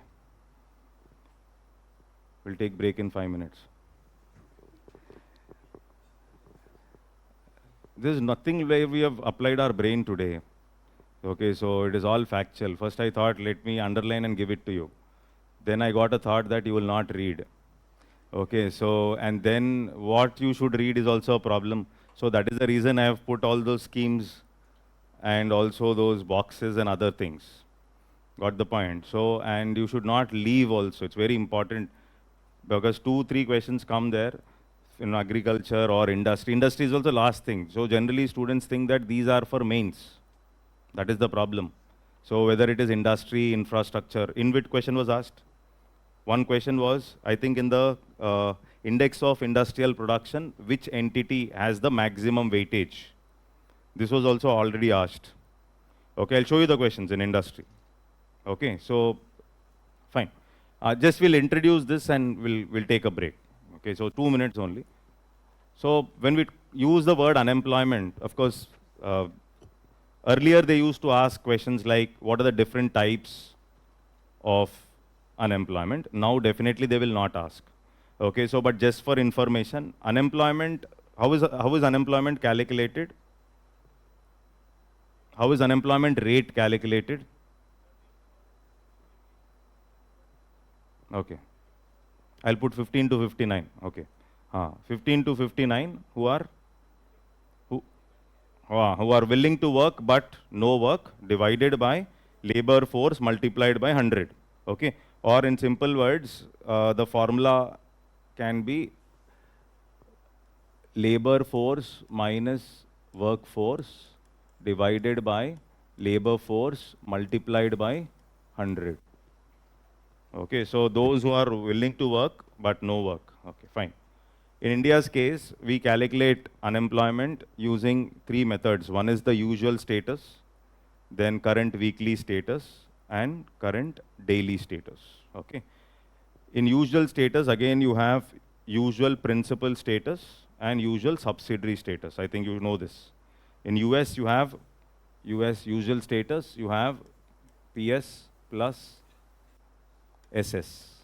Okay, when I say principal status, if you are employed for more than 6 months, that is around 183 days in a year, you are given employed status. Plus, subsidiary status means if you are working for 30 days also, in those 365 days, you are given employed under the usual status, but under the subsidiary. So now PLFS, Periodic Labor Force Survey from 2017 onwards, it is taking both, one, the usual principal status, plus those who are working under the subsidiary status. Automatically, this will reduce the unemployment rate.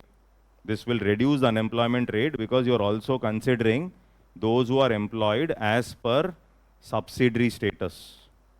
Are you able to get this? Okay, if you are only taking principal status, the unemployment rate will be a little higher.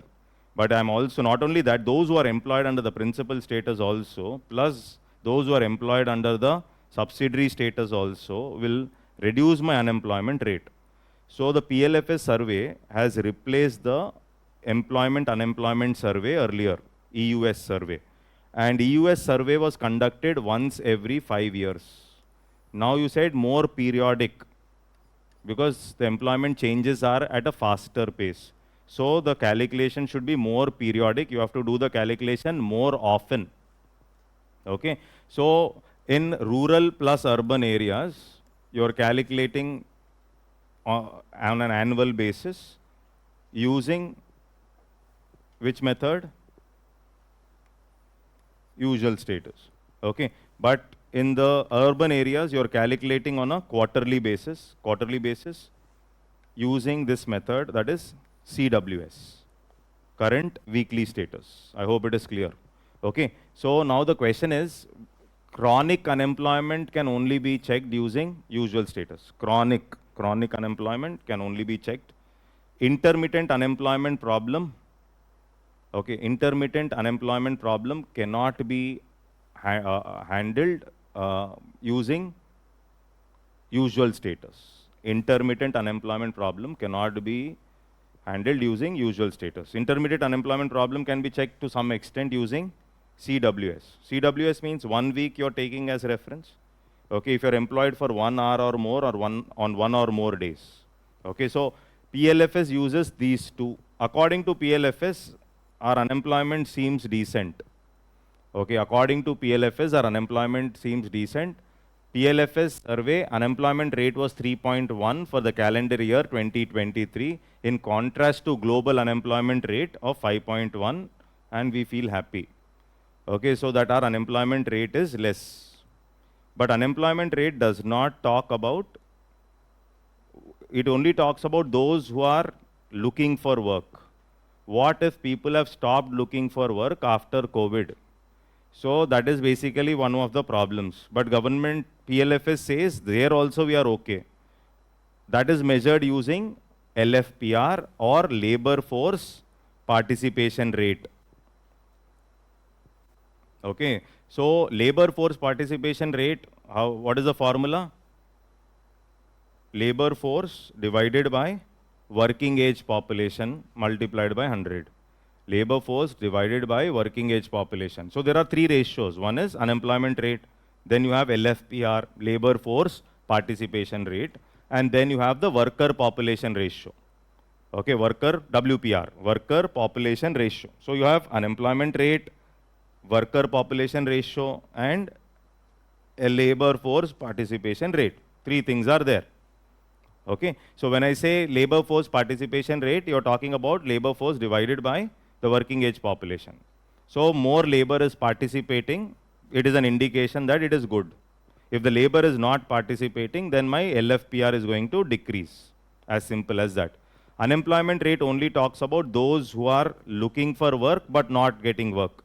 But labor force participation rate will also tell me whether people are looking for work or not, whether they are participating in the labor force or not. Okay, so that I will be able to find out using the LFPR. Worker population ratio basically talks about the number of working population to the total population. Number of working population to the total population. Okay, so this is what are the basic concepts. Okay, now here the chart says unemployment rate is falling. Okay, so now one is the survey done by periodic PLFS, NSS survey, PLFS. So PLFS, periodic labor force survey. So the data, this is the data you can see here, that the unemployment rate, okay, it's decent. Now here you have LFPR, LFPR is increasing. Okay, worker population ratio is increasing, and you observe that the unemployment rate has not changed. Okay, so is this clear? Okay. Types of unemployment, different types of unemployment, disguised unemployment. Already question was asked. The option they gave is marginal productivity of labor is 0. Structural unemployment, already the question was asked. There's a mismatch between the skill sets which the worker has and the skills which the job requires. Okay. Frictional unemployment, it is basically when you are hopping jobs in between you are idle, and that is what is frictional unemployment. There are 2 types of unemployment which can never be removed from any economy. That is structural, you can't remove it because fast changing technologies, and also frictional, which you can't remove from any economy. Okay, so why you can't remove it from any economy? Because there are always people looking for better opportunities also. So frictional and structural can never be removed. So when I say natural employment, that is full employment. So full employment does not mean everybody is getting work. Even in a full employment situation also, there will be structural and frictional unemployment problem. This is what we have to remember. Okay, and then another important, underemployment is one more big problem. So you're not paid as per your qualification. You're looking for a full-time job, but you are working as a pizza boy. You are an engineer working in call center, not using skills, whatever it is. All this can also be treated as underemployment. But the primary criteria is not paid as per your qualification. Okay, so that is basically underemployment. Is that okay? So these are the different types. So currently the problem in the wake of industrialization 4 is all about structural unemployment. Structural unemployment. That means the fast changing skill sets and the skills required for the job are different. Okay, so I think it is clear. Okay, so this is about the unemployment rate. Okay, so reason we have discussed this is because unemployment rate is okay in comparison to the globe. Okay, so this is PLFS indicators and all that. Last one before the break. Okay, last one. See, I'll discuss how to tackle schemes under agriculture. See, overall schemes, how to tackle schemes is, one is you can't read everything and remember. It is humanly impossible. So what I should remember is something where is more focus in the budget and economic survey, remember. And with respect to agriculture, you have to first bifurcate, make a note of problems in agriculture and which schemes have been launched to solve a particular problem. Okay, so that is the best way to remember schemes, and solve questions on schemes so that you will remember the facts. That is the only thing, only way for remembering schemes. For example, if I solve, I'll give you an example.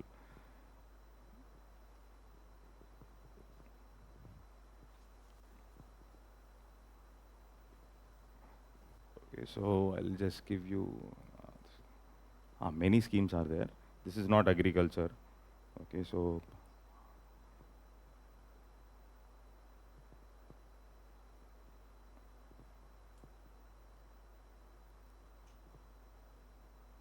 okay. So this is basically Ministry of Panchayat Raj. We are talking about the Swamitva scheme. So first of all, when you look into a scheme, is it important? Yes, it is important scheme. Everybody knows that this is important. Okay, so now it also won a national award for e-governance 2023. Okay, and when we look at this scheme, one is central sector scheme. First thing I have to look at is what kind of scheme is this? So completely coming from the central government to provide an integrated inhabited property ownership solution for rural India. And the Survey of India is the technology implementation agency. Now, first thing is, if I look into it from the perspective of questions, that is the best way to read. For example, let's say it was launched to establishment of clear ownership of property in rural inhabited areas. It was launched by Ministry of Finance. Obviously, the second statement is wrong. Okay, so better way of remembering schemes, what I believe is, you have to, one is through some charts like this. So to remember what the scheme is and how does the scheme operate. So what are they going to do exactly when it comes to the scheme?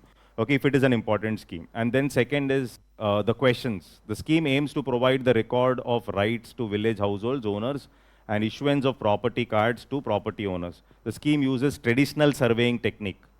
It is not the traditional surveying technique, obviously. It is not using the traditional surveying technique, you can see here.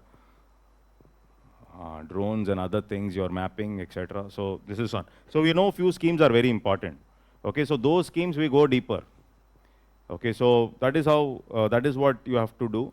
And then what to look into the scheme. Only 3-4 things we will look into any scheme. What are the 3-4 things? Whether it is central sector or centrally sponsored. Second, what is the aim, objective of the scheme. Then comes the financing part. whether it is 100%, 60-40, whatever it is, then nodal agency. Then see in the budget any reduction or any increase with respect to a particular scheme. For example, earlier budgets, MGNREGS, let's say the funding given to MGNREGS has been reduced. Or tomorrow, there is a special focus on certain schemes where government is increasing the funding. So those schemes become more important. I think you're able to understand what I'm trying to say. Okay, so you can't remember everything, but with respect to agriculture, almost all the schemes means problems related to agriculture, identify the problem, see which scheme is addressing the problem. Okay, so and which one is in news. Those schemes definitely have to read.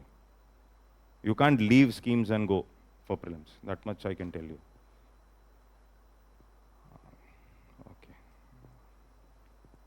Okay. Break, understood. Okay, take a break. Okay, so here, recently Karnataka government published draft Karnataka platform-based gig workers, social security and welfare bill. Of course, bill, okay, but still, what is gig? Freelancers, okay? And how is a casual labor or a worker different from a regular worker? So basically, hired workers can be divided into full-time workers who are on the permanent payrolls of the company to casual labor.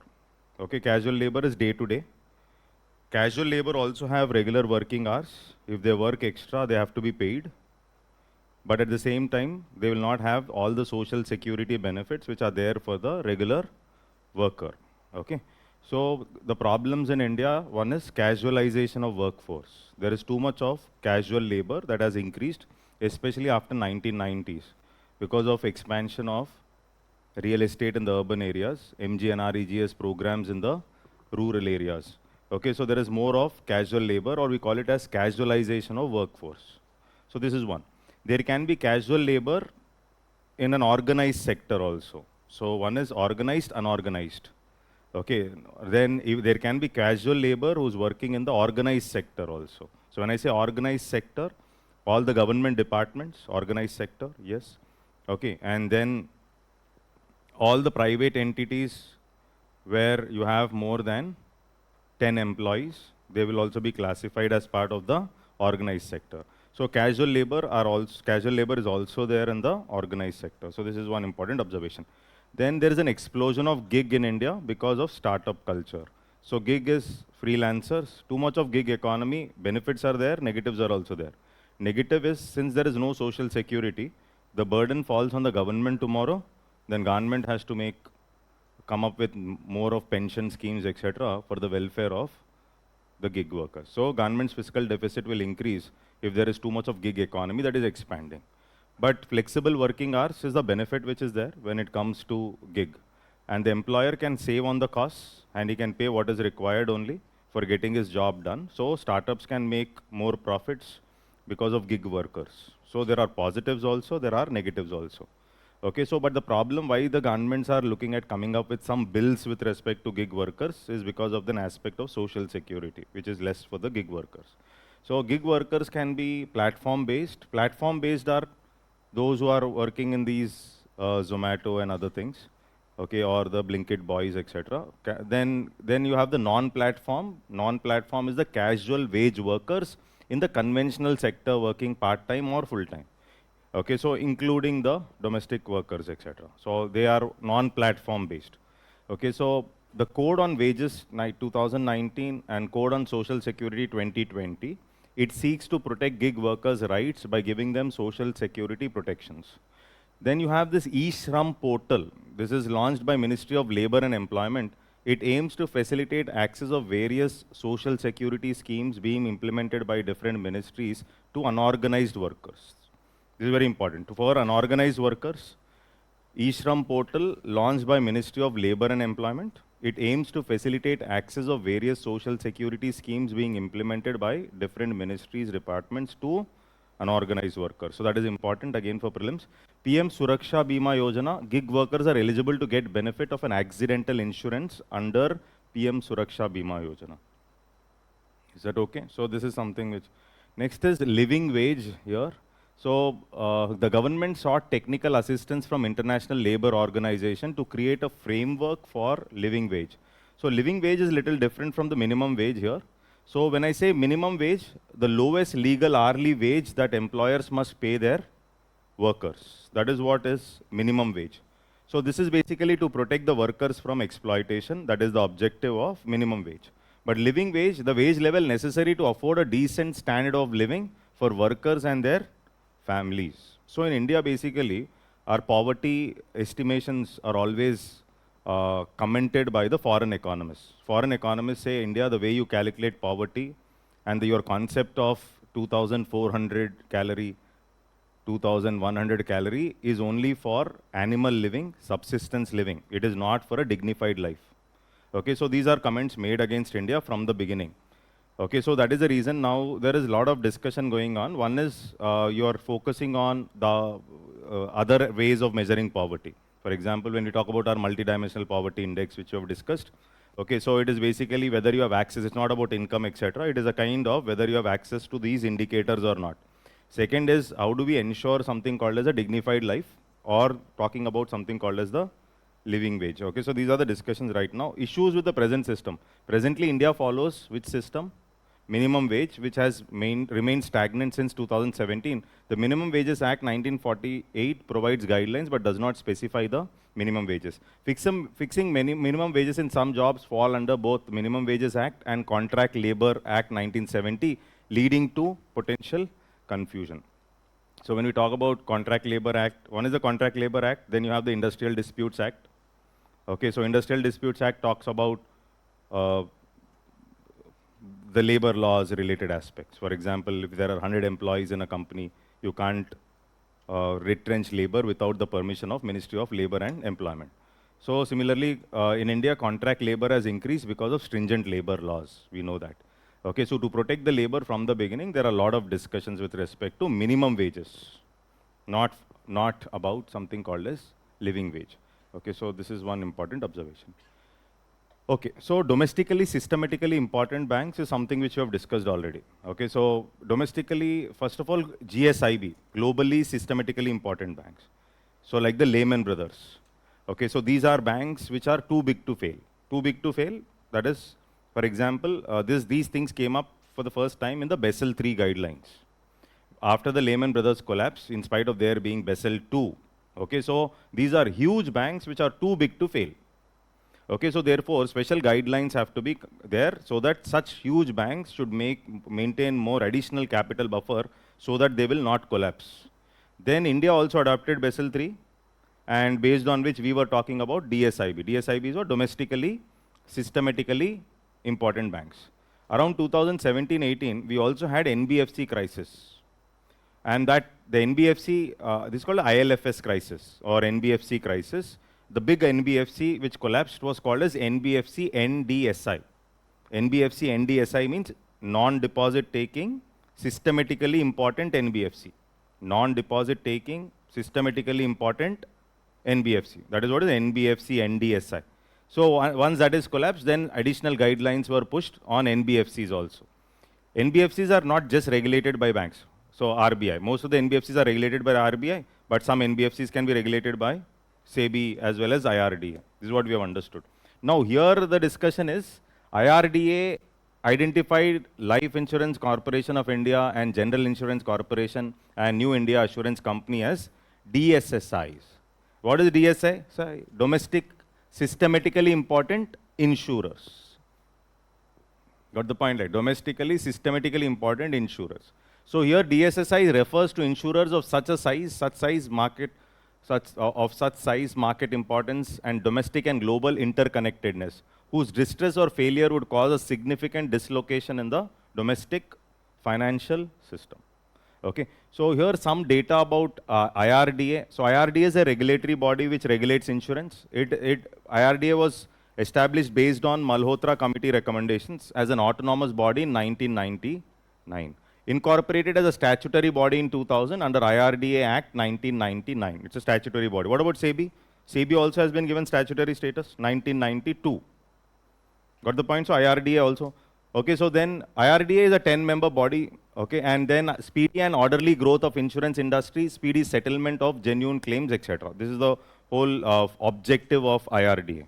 So insurance growth is one of the important aspect. Here, two things which we will remember. One is insurance penetration, insurance density.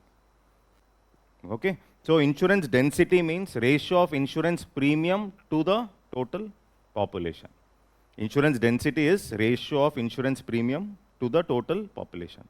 Insurance penetration is percentage of insurance premium to GDP.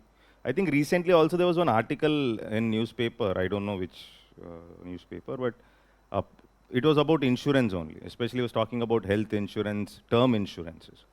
And that in India, term insurance is something which, insurance is a forced sale in India. Forced sale, you have to sell. So is life insurance same as term insurance? Health insurance and term insurance, are they same? This was a discussion in the newspaper. Term insurance comes when? When the person dies. Okay, so for the family, so that the income does not stop. This is what is the logic of term insurance. And it has premium payments lifetime. And that is the reason India, the penetration of term insurance policies is limited. Lifetime, you keep on paying. So in India, they said, baad mein dekh lete. Okay, so first of all, talking about life insurance itself is very difficult in India. Okay, so this is the problem. Okay, so insurance density, ratio of insurance premium to population at $91 in 21-22 compared to $11 in 2001-2. Insurance penetration is total insurance premium to GDP is 4.2%. Slowly it is increasing. Okay. I come to this. Did I put something? Okay, so here this is about World Bank launches the first edition of Business Ready Index. Okay, so earlier, if you know, it replaces the ease of doing business. Ease of doing business, rankings given by World Bank. So this is basically a Business Ready Index. Okay, so it is a 3-year rollout phase spanning 2024 to 2026. Okay, so the assessment currently includes 50 economies, but excluding India, so 50 excluding India. Okay, now here 2024 Business Reform Action Plan rankings given. Okay, so here what is this index basically? It is a new data collection and analysis project of World Bank Group to assess the business and investment climate worldwide. Okay, so here what are the things that they take into consideration? Here if you observe, business entry, location, utility services, labor, taxation, dispute resolution, business insolvency procedures, etc. Okay, international trade and financial services. So these are the entities which they take into consideration. And there are 3 pillars of this Be Ready Index. One is the regulatory framework. What is the meaning of regulatory framework? Rules and regulations that firms must follow as they open, operate, and close a business. So that is what is regulatory framework. Public services, facilities to support regulatory compliance and institutions and infrastructure to enable business activities. Okay, so suppose you are not adhering to the regulatory framework, then also there is a problem. It's not just about having the regulatory framework. Okay, so public services facilitates to support regulatory compliance and institutions and infrastructure to enable business activity. Then operational efficiency. Operational efficiency deals with the ease of regulatory compliance and effective use of public service directly relevant to the firms. So here basically ease of regulatory compliance. So these are the 3 things which you'll remember: regulatory framework, public services, and operational efficiency. These are the 3 things that they take. Okay, so here India's startup ecosystem. So there are schemes here also which you will go back and check again.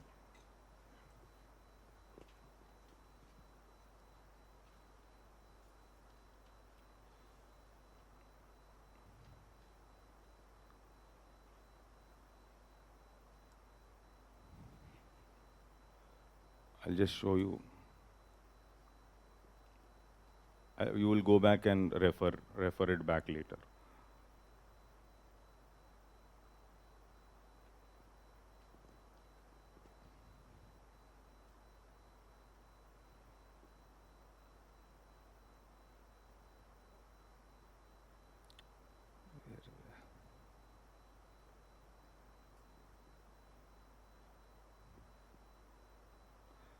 So one is this scheme related to startups. Okay, Stand Up India scheme. Okay, so here, if you, with reference to Stand Up India scheme, which of the following statements is correct? Okay, so here, just to show you one question here. Its purpose is to promote entrepreneurship among SC, ST and women entrepreneurs. Okay, it provides for refinance through SIDBI, Small Industries Development Bank of India. Okay, so this is just for your info. Okay, so now to empower every Indian and enable them to stand on their own feet, it's a central sector scheme. Central sector scheme. Okay, so enterprises covered, greenfield enterprises in manufacturing, services, agri-allied activities, or the trading sector. What are the enterprises that are covered? Greenfield enterprises. Is that okay? Refinancing agency, SIDBI. That is what was the question? Small Industries Development Bank of India. Okay, so this is something. So SC, ST or women above 18 years of age, loans available for setting up greenfield projects. At least 51% stake should be held by an SC, ST or woman entrepreneur for a non-individual enterprise. Borrowers should not be in default to any bank or financial institution. Okay, so this is one. The objective to facilitate bank loans between 10 lakhs and 1 crore to at least one SC or ST borrower and at least one woman borrower per bank branch for setting up a greenfield enterprise. So this is the objective. This is the refinancing agency. These are the criteria. Okay, so this you will go back later and see. Now here, Ministry of Commerce and Industry launched Bharat Startup Knowledge Access Registry, which is called as Bhaskar, initiative for India's startup ecosystem. India is third largest startup ecosystem in the world. Okay, so where there is a lot of startups coming up in India right now, but the success rate of startups in India is very limited. Though India is the third largest startup ecosystem, the success rate of startups is very limited. So here, what is this Bhaskar? It is a platform designed to centralize, streamline, and enhance collaboration among key stakeholders within the entrepreneurial ecosystem, including startups, investors. So you're bringing together the startups, investors, so that you're creating an ecosystem so that the functionality of startups becomes easy. Raising funding and other things becomes simple. Its primary goal is to build world's largest digital registry for stakeholders within the startup ecosystem. It is under Startup India program, which aims to build a strong ecosystem for nurturing innovation and encouraging investment. So what are the main key features in this program? One is personalized identifications. Then global branding promotes India's reputation as an innovation hub for global collaborations. Then networking bridges gaps between startups and stakeholders for seamless interactions. You would have seen Shark Tanks already. Okay, so there is a definition for startup. How do you define a startup? We'll come to that. So resource access provides centralized access to tools and knowledge for efficient scaling. So stakeholders, startup owners, startups integrating at one place. It helps in networking, global branding, as well as personalized identification and resource access. India is the third largest startup ecosystem after US and China. Okay, you have a lot of unicorn startups. Okay, so what is unicorn? A privately held company without any listing on public exchanges, not listed, unlisted, valued at $1 billion or more, and supported with venture capital. Baiju earlier. Got the point, right? Okay, so earlier when the valuations were all okay. So unicorn, then you have gazelles, startups most likely to go unicorn within 3 years. And then you have cheetahs who are startups most likely to go unicorn within 5 years. Okay, so DPIIT under Ministry of Commerce and Industry recognizes a particular business as a startup. Who will recognize a particular business as a startup? It is DPIIT. Okay, so here Department for Promotion of Industry and Internal Trade. Okay, so first of all, what are the basic criteria? Turnover should be less than 100 crores in any of the previous year. So turnover is what? Sales, basically. It is not the profit, right? Entity must be a private limited company, private partnership firm, or a limited liability partnership. It can be any of these. Must be a private limited company, or a partnership firm, or limited liability partnership. Entity shall be considered a startup up to 10 years from the date of its incorporation. Up to 10 years from the date of its incorporation, and turnover less than 100 crores in any of the previous financial years, and must be a private limited company. So here key sources of funding for startups, obviously, what are the key sources? One is the angel investor, okay, and then you have the venture capitalists. Primarily venture capitalists are basically, they pool funds from different sources, they invest. It is not their own personal funds. Angel investors generally invest their personal funds, and they give seed capital, initial capital for doing business, etc. That is given by angel investment. Today, what is becoming more popular for startup investments is alternate investment funds, or we call them as AIFs. Okay, so pool private funds for investment, and they are categorized into different categories. Okay, so venture capital, angel, all social venture funds, infrastructure funds, all these are category 1. Funds which does not fall in category 1 and 3. Third category is hedge funds. Hedge funds are highly risky. Okay, so somebody can start a hedge fund also. He'll pool resources from different sources. He can invest in anything, anywhere across the globe. But he will promise huge returns, and they will invest in unlisted companies also. So that is the category 3. So what is the basic difference between venture capitalists and angel investors that we have already discussed? Okay, so major initiatives. One is the Startup India program, which we have discussed. Okay, then there is this MARG portal. This MARG portal is primarily under the DPIIT, National Mentorship Platform by Startup India. So this MARG portal is National Mentorship Program, Mentorship Platform by Startup India. Okay, so here basically Startup India by DPIIT, which aims to build a strong ecosystem for nurturing innovation and encouraging investments, that we have discussed already. Okay. Angel tax is in news because last budget they have removed this. Okay, so this was in news because in the last budget they have removed this. Angel tax is levied on the whatever is in excess of the fair market value.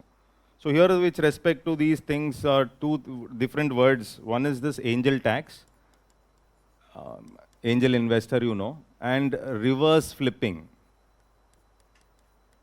Because you are removing angel tax, the startups are they are coming back to India. Their head offices are coming back to India.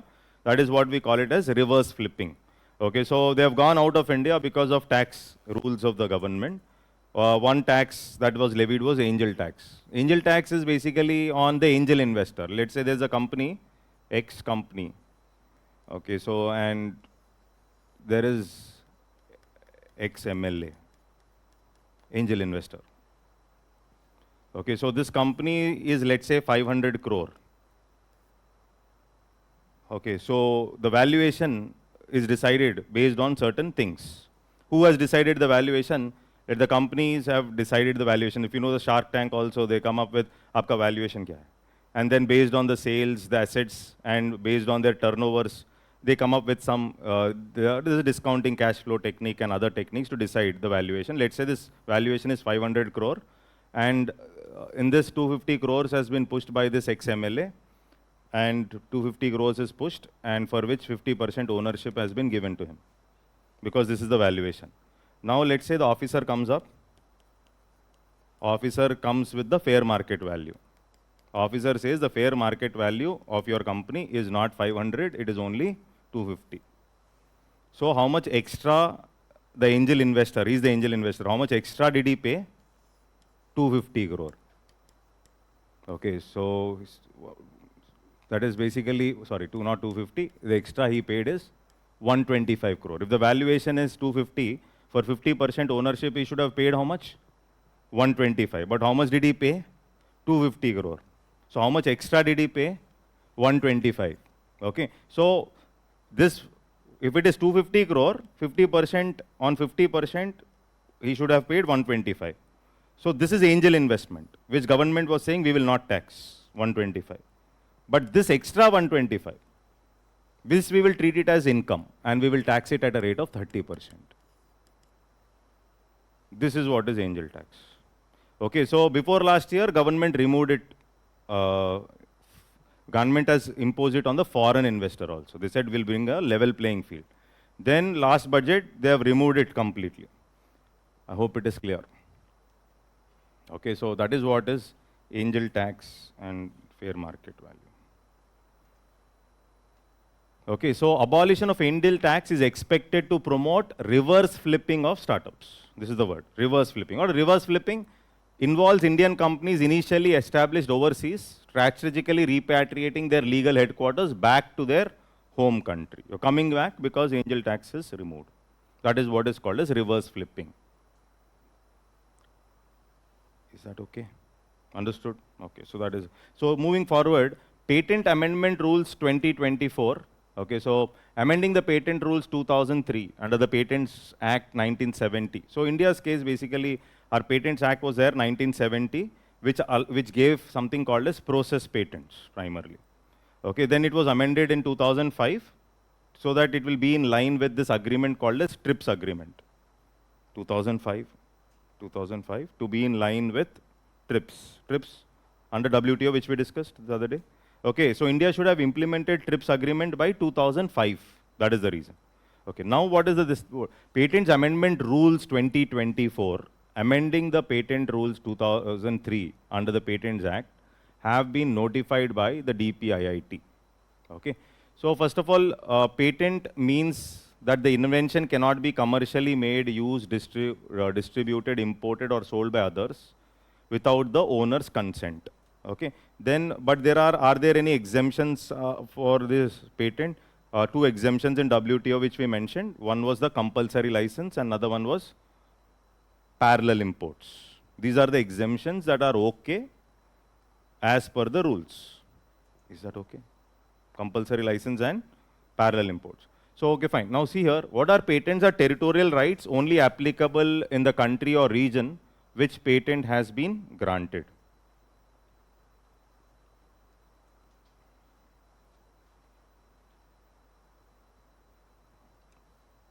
Okay, I'll come to this. There's a scheme again. That's the reason. Okay, so patentability criteria. When I look at what are the criteria for giving a patent, one is the invention must involve an innovative approach, first criteria. And the invention should be usable in any particular industry. That is the application part.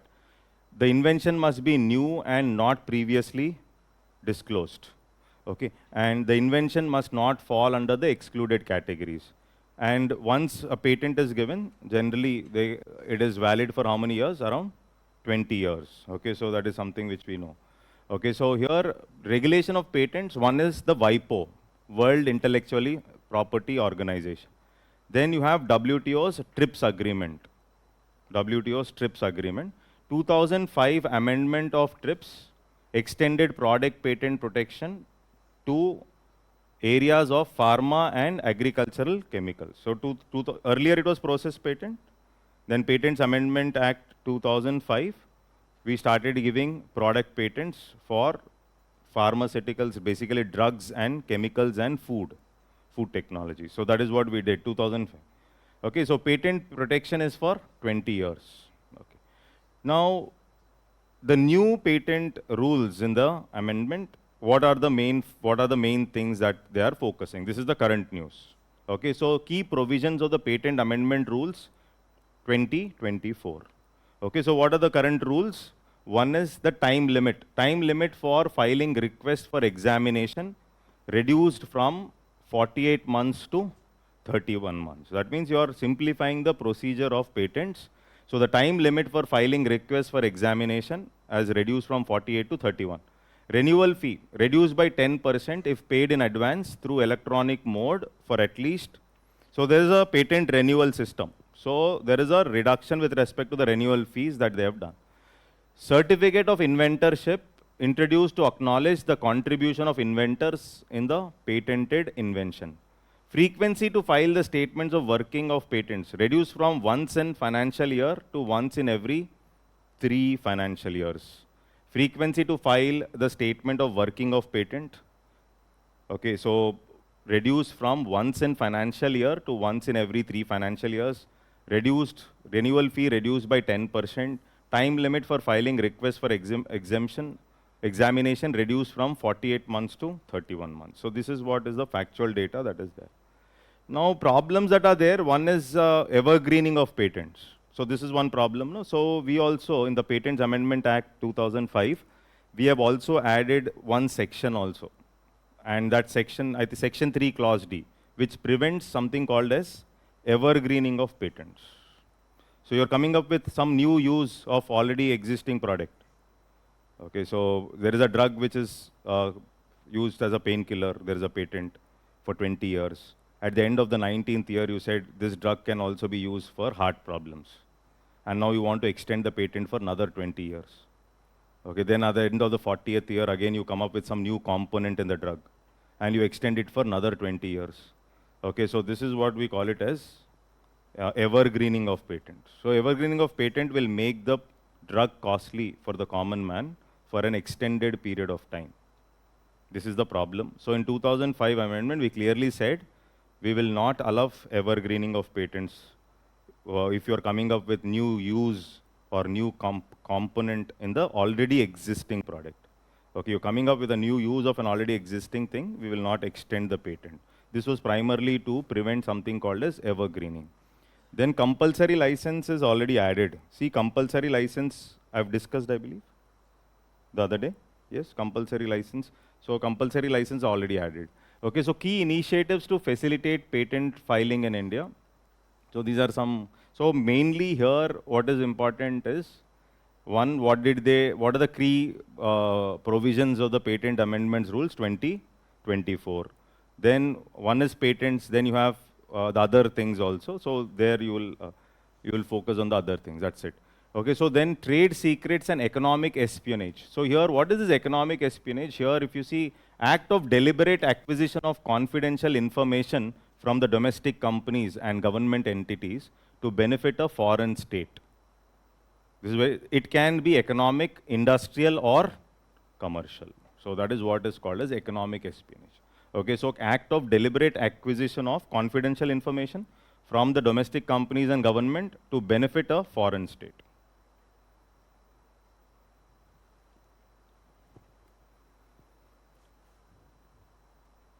Is that okay till there? Okay, it's Global Innovation Index 2024 and Social Entrepreneurship. So recently the Global Innovation Index was released by WIPO, Cornell University and INSEAD Business School. So the theme was unlocking the promise of social entrepreneurship. Top rank in Switzerland, followed by Sweden, US and Singapore. Okay, some data. India holds top rank in both lower middle income economies as well as the central and southern Asian region. Okay, so India ranked 39 among 133 nations, improving the rank by 1 position. Okay. 1 position at least. Okay, so, and India ranked 39 among, okay.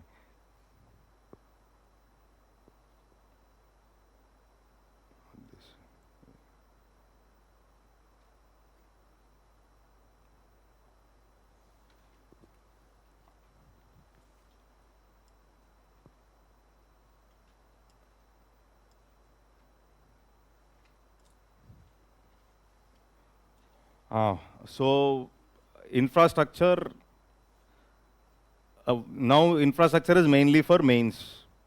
But were there any questions earlier? So what are the questions that they can ask in prelims? Okay, so this is one. One is INVITs already asked. Infrastructure Investment Trust, which we have discussed already. Okay, then different types of PPP. For example, hybrid annuity model. Okay, BOT, annuity, BOT toll. BOT is what? Build, operate, transfer. BOT, annuity, BOT toll. Annuity, you have annual payments done by the government.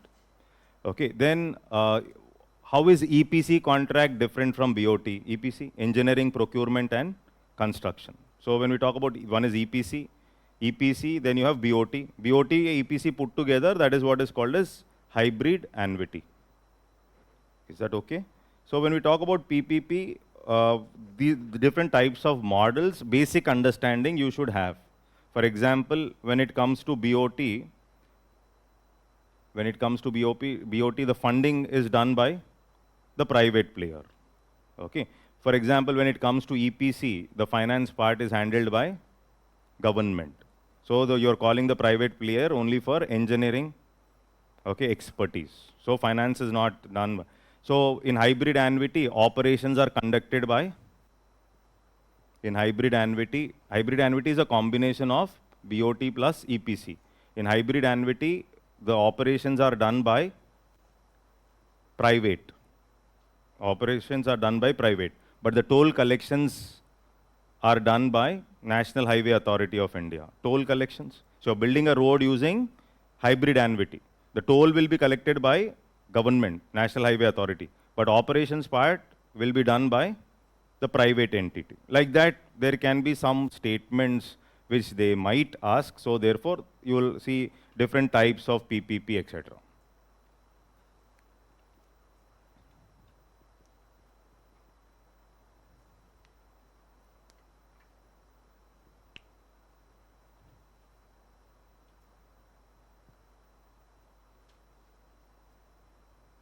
Okay, I'll come to PT. Okay, so just for some information, okay, so different government initiatives which you will look into later. One is INVIT, then Bharatmala. Okay, so then you have, okay, so special accelerated road development program for the northeastern region, etc. PM Gram Sadak Yojana, etc. Okay, so recommendations of Rakesh Mohan committee with respect to road. Okay, so that is, road should not be looked at in isolation, but as part of an integrated multinodal system of transport.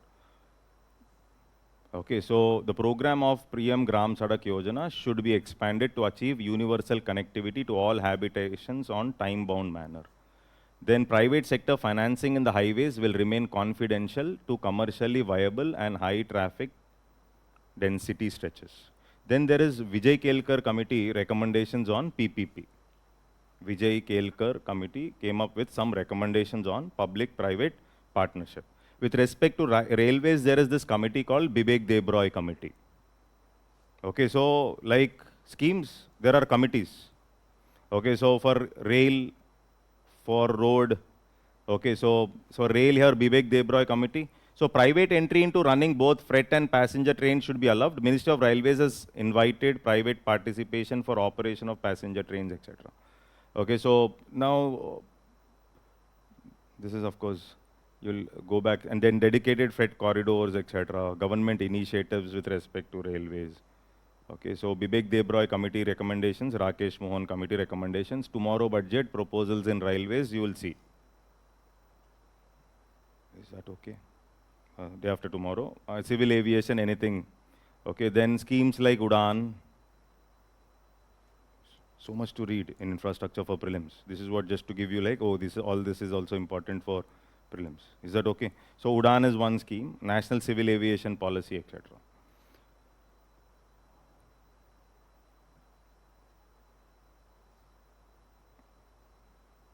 Now, okay. So this is simple only. So for infrastructure, 4 programs are there. One is National Infrastructure Pipeline, first one, 2020 to 2025.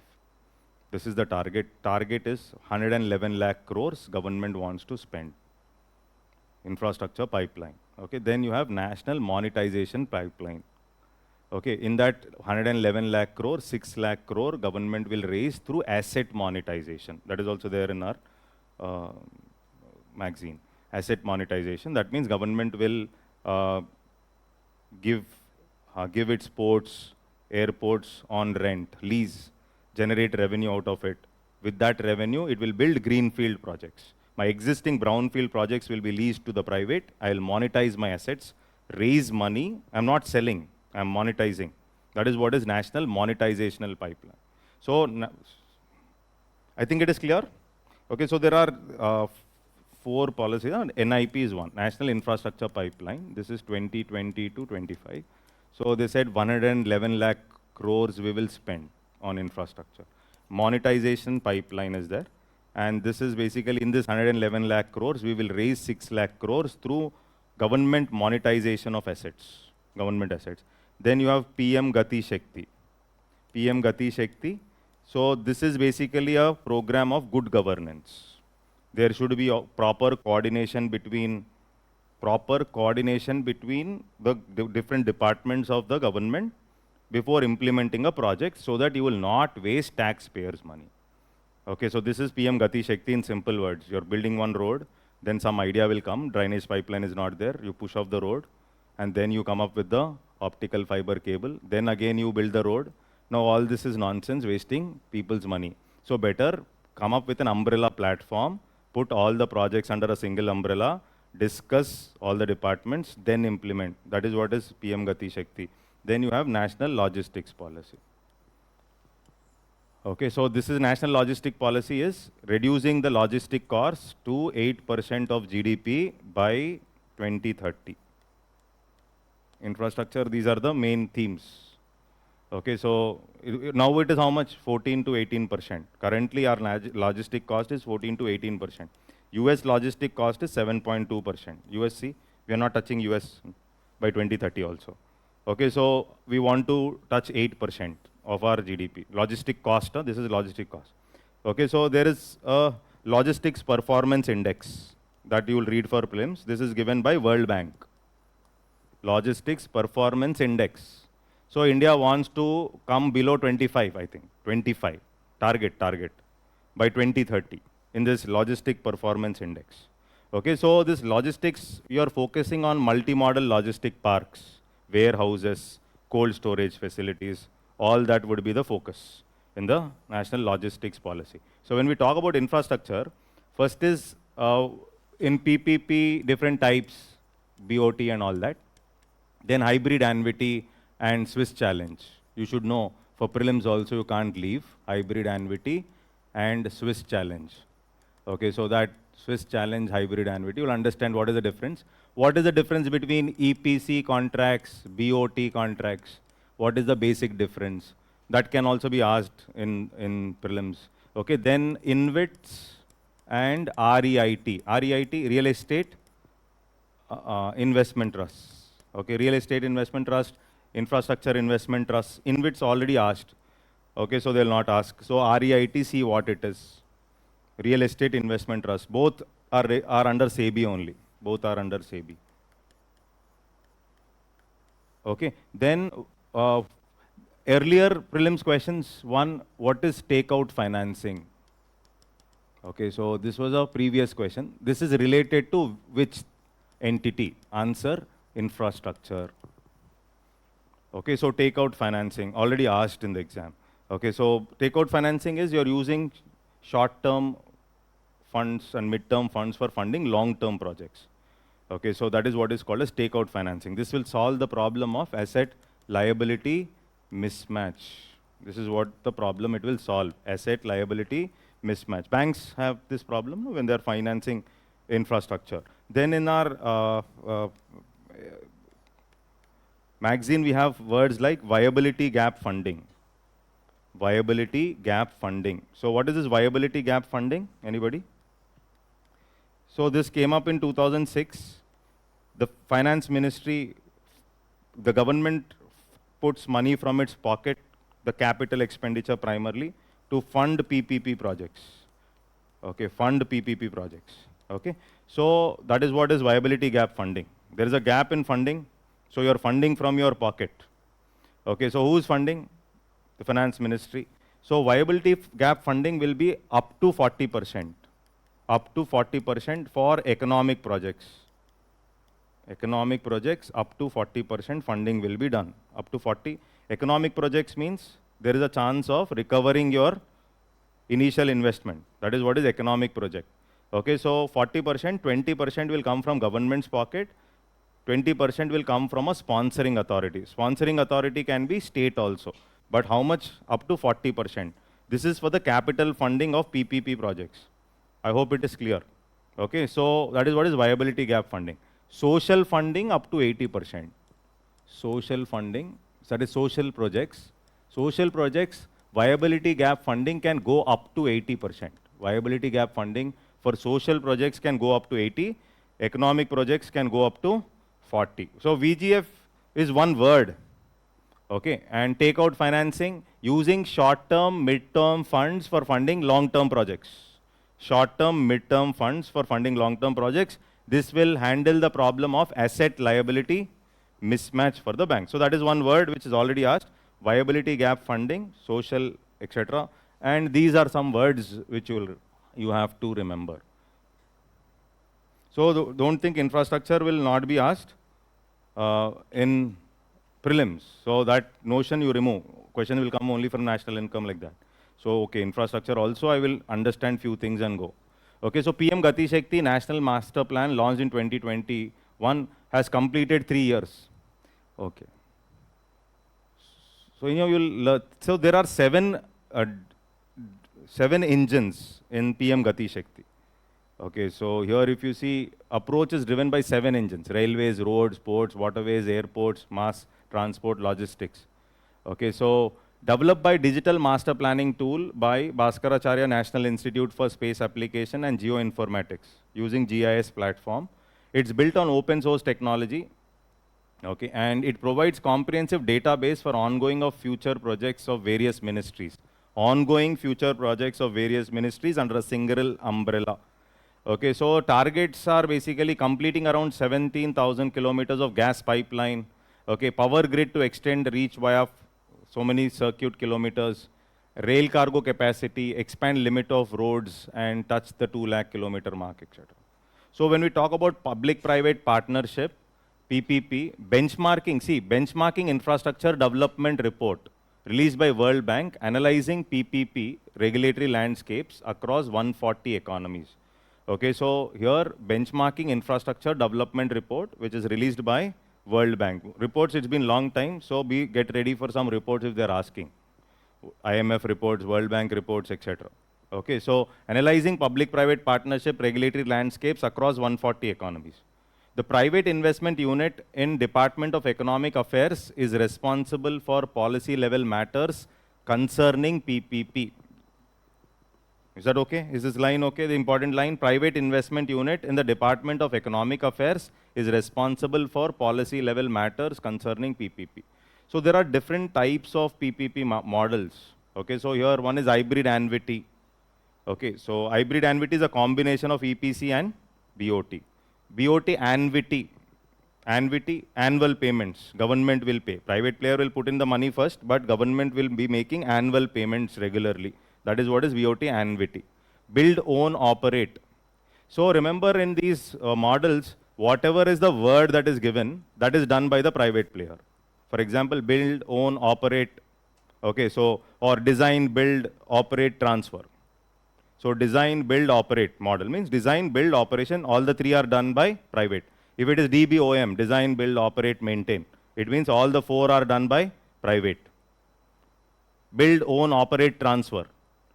BOT, build, BOOT, build, own, operate, transfer. So all the things that are visible there, no, they are done by the private player. Build, own, operate, transfer. Everything is done by private. I think it is clear. That's a better way of remembering.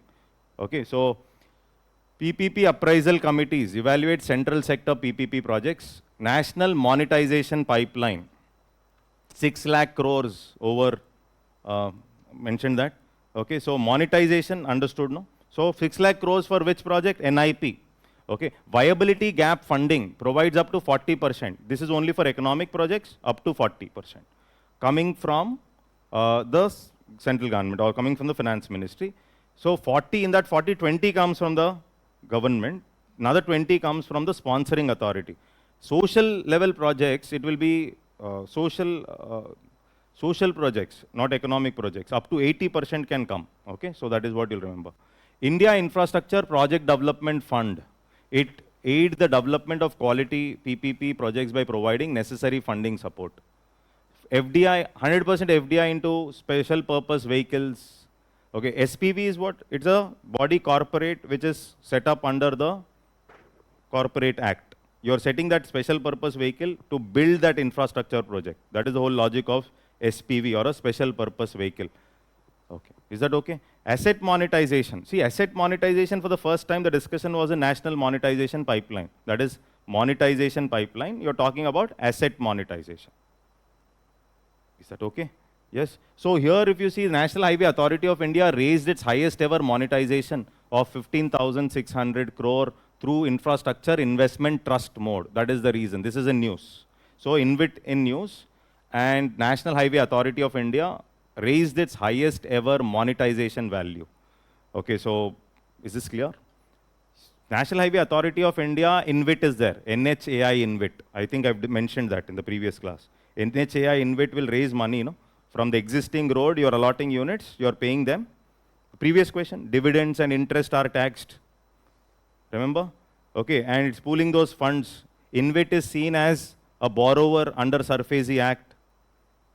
That was the previous question. InvIT is seen as a borrower under SARFAESI Act. The units in dividends paid as well as the interest payment which you get is taxed. This was the question. Okay. National Highway Authority of India InvIT is there, where the resources are pooled up. You will use those resources for building greenfield projects. Okay. So you are buying units in a brownfield project, already running project.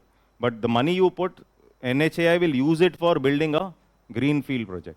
So what is asset monetization? See here, this is what, it is a process of creating new sources of revenue for the government and its entities by unlocking the economic value of unutilized or underutilized public assets such as airports, pipelines, ports, etc. That is what, you're giving it on lease, generating revenue. Vijay Kelkar committee recommended asset monetization for the first time in 2012. And Union Budget 21-22 has announced it through the National Monetization Pipeline, NMP policy. It has announced this.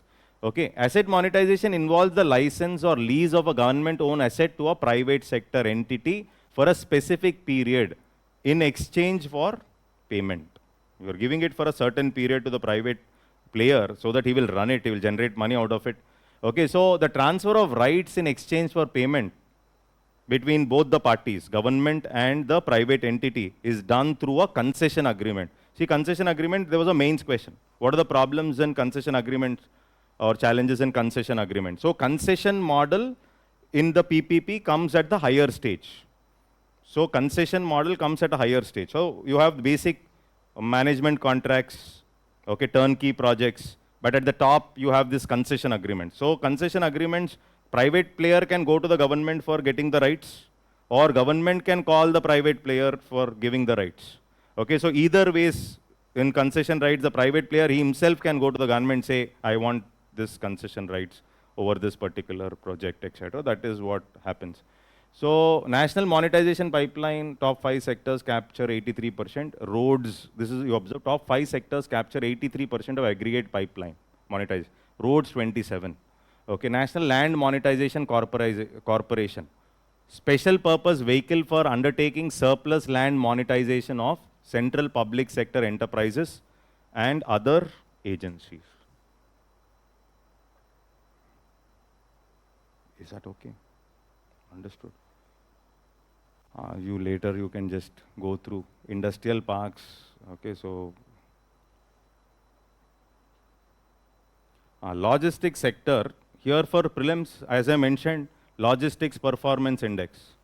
Okay, so World Bank gives that index. Okay, so logistics performance index. According to Invest India, India to be among top 25 countries by 2030. This is our target. We are not there. Target. Okay, by 2030 in logistic performance index. So everything will rotate around 4 things only. National Investment Infrastructure Pipeline, NMP, NLP, and PM Gati Shakti. Everything will rotate there only, maximum. Okay, so that is what. Okay, now here if you see, model split freight movement. India's transportation is skewed towards road. We have a skewed transportation model. Observe mainly, India is a truck nation. Truck. We neglect rail, inland waterways, so we have neglected. Okay, so road, you can see 66%. Okay, so this is also a problem. We know how our roads are, no? Hopeless. Okay, so and your maximum is moving there. So that means logistics efficiency will be minimum. This is what is the understanding. Skewed transportation model will also lead to inefficiency in logistics. That is what we have to understand. So now logistic performance index ranks countries based on certain factors.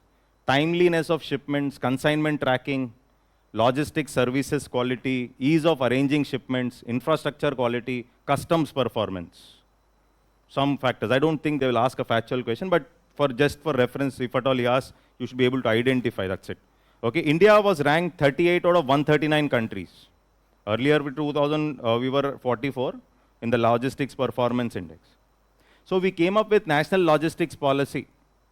It addresses the soft infrastructure and logistics sector development aspect, including process reforms, digitalization, human resource development, other things. Okay, so what is the main objective of national logistics policy? Reducing logistic cost to 8% of GDP. Okay, get our rank below 25 by 2030. That is also the target of our national logistics policy. Get the rank below 25. Establish a data-driven decision support system. Okay, then here if you see multi-modal logistic parks, warehouses, cold storage facilities. These are the main focus areas if you see.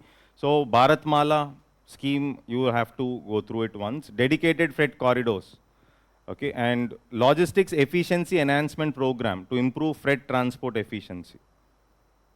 Okay, similarly, in our country, we give, there's a program similar lines of the logistic performance index that is called as the LEADS index.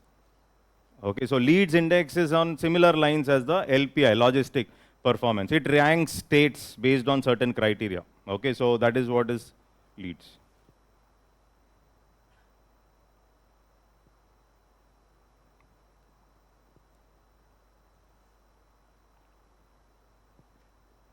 Okay, so reciprocal exchange of logistics agreement. Russia approved the draft reciprocal exchange of logistic agreement with India. So what is this? It would enable the militaries of both countries to access logistics and support facilities at each other bases and ports. This is what. So other countries with which India has similar agreements, US, Japan, France, Singapore, and South Korea. You can access the base or the logistics facilities of these countries. Okay, it would facilitate the replenishment of fuel, rations, spare parts, berthing for troops, warships, aircrafts, etc.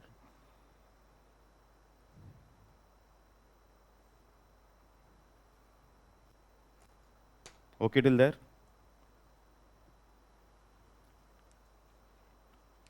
Few pages are there. We'll complete it today.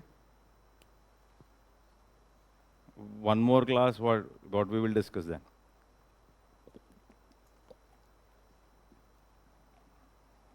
Got the point, right?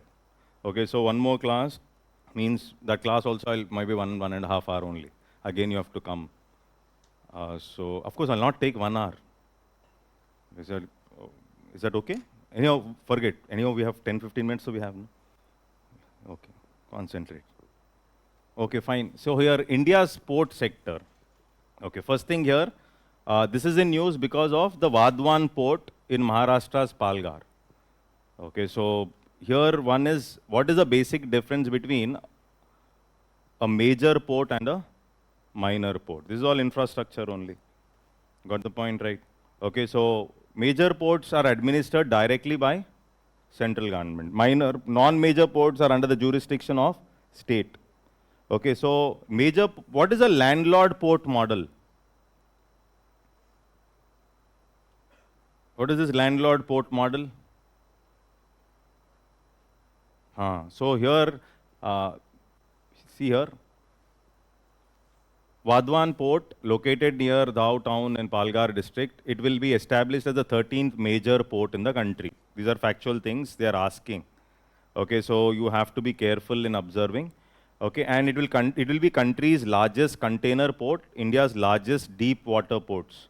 Under it, private players, it is based on landlord port model. So what is this landlord port model? Where private players take over the operational aspects, while the port authority acts as a regulator and landlord. That is the meaning of landlord port model. The private player is conducting the operational aspects, while the port authority acts as a regulator and landlord.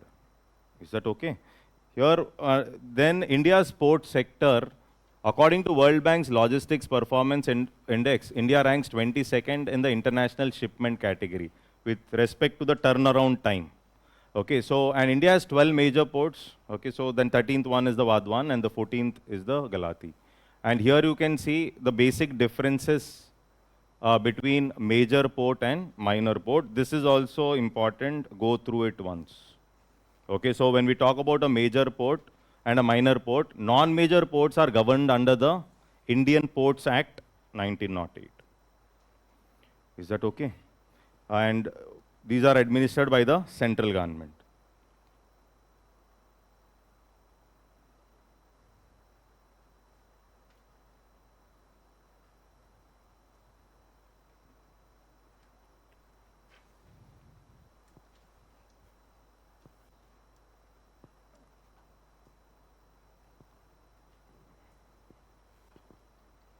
Okay.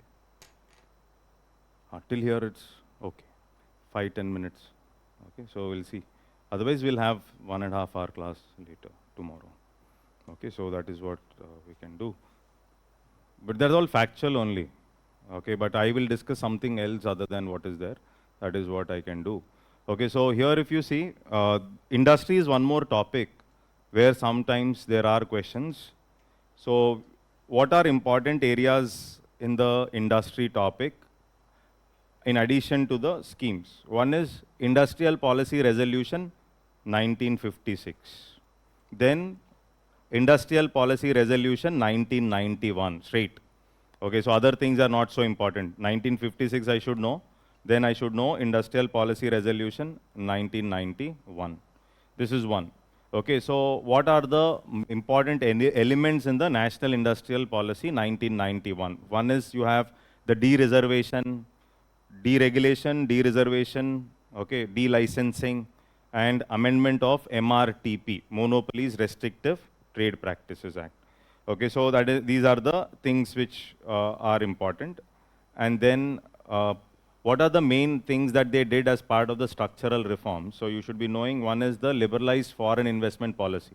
FERA was replaced with FEMA guidelines, okay, and dilution of protection to small scale industries and emphasis on competitiveness. So the number of industries reserved for the small scale sector were diluted. Earlier, those entities which were under the control of those entities which the small scale sectors were manufacturing, the bigger entity will not manufacture. Okay, so that was there. But now you have diluted that provision. This is what is the logic. Okay, for example, Matchbox is there. Matchbox only, let's say the small player is manufacturing. That means other entity will not enter. Okay, so but that has been diluted. That is called as dilution. I hope it is clear. Okay, so then what is the basic difference between organized, unorganized, formal, informal? Basics, they might come up as statements. That is important. For example, informal, unorganized, when I say all types of casual work, work for weekly or monthly wages, and self-employed with no benefits or security in enterprises employing less than 10 workers. This is what is informal, unorganized. Are you able to get this? So there's always this confusion. What is unorganized? What is informal? What is organized? There's always this confusion. So get that confusion removed and understand what is informal, what is formal, unorganized, informal. Okay, so contract work and employment of short duration without job security in enterprises employing 10 or more. That means even in an organized entity, there can be informal work. Are you able to get this? That is what is the difference. Informal can be even in an organized entity. That is the difference. Okay, so there were questions on social security earlier, social security. Okay, so then anyhow, this topic is there. So there were questions, there is I think IRDA is one company, it is there in your magazine. IRDA has been given Navaratna status. Okay, so that means that is the reason Navaratnas are in the magazine or in news. So that means if Navaratna is given, I should also know Maharatnas, Navaratnas as well as Mini Ratna. So Navaratna anyhow you should know because it is in news. Okay, other than that, these things also, basic understanding of what is a Navaratna, what is a Mini Ratna, etc. What is the eligibility criteria for Navaratna and Mini Ratna? Are able to get this? So this is what you can read in the industry topic. Okay, so then are there any funds which you have to read? One is the National Investment Fund. So whatever disinvestment is done, the disinvestment proceeds are pushed into this fund, which is the National Investment Fund. Are you able to get this? Okay, so disinvestment proceeds are pushed into this fund called National Investment Fund. 75% of this fund will be used in social sector schemes, while 25 is to be utilized. But this rule has been relaxed. Okay, so later, where they will spend it on anything they want. So there are criteria on which they can spend also. For example, recapitalization of public sector banks, investment by government in RRBs, etc. Equity infusion in various metro projects. So where you will use that money from this fund. Okay, then there is also another fund which is called as National Investment and Infrastructure Fund. One is NIF is what? National Investment Fund. Another one is National Investment and Infrastructure Fund. So this is different. National Investment and Infrastructure Fund is different from NIF. So NIF is registered, National Investment and Infrastructure Fund is registered with SEBI as a category 2 alternate investment fund with a corpus of 40,000 crores. So what is the purpose? India's first sovereign wealth fund that seeks to create long-term value for domestic and international investors seeking investment in greenfield, brownfield and stalled infrastructure projects. So the objective of NIIF and NIF is different. NIF, disinvestment proceeds going into NIF. Is that okay? So this is what you will read even in industry. It's like not that industry, there's nothing to read. Okay, so previous question was there on one is, there is this 8, you have this index of 8 core industries. Okay, so one is the index of industrial production. That is also there in the discussion in your magazine. So one is the index of industrial production. This is one. I'll come to that. Okay, so the weights you should remember in the index. Then this is there in the magazine. Index of 8 core industries. This is there in the magazine means I should know what is this index of 8 core industries.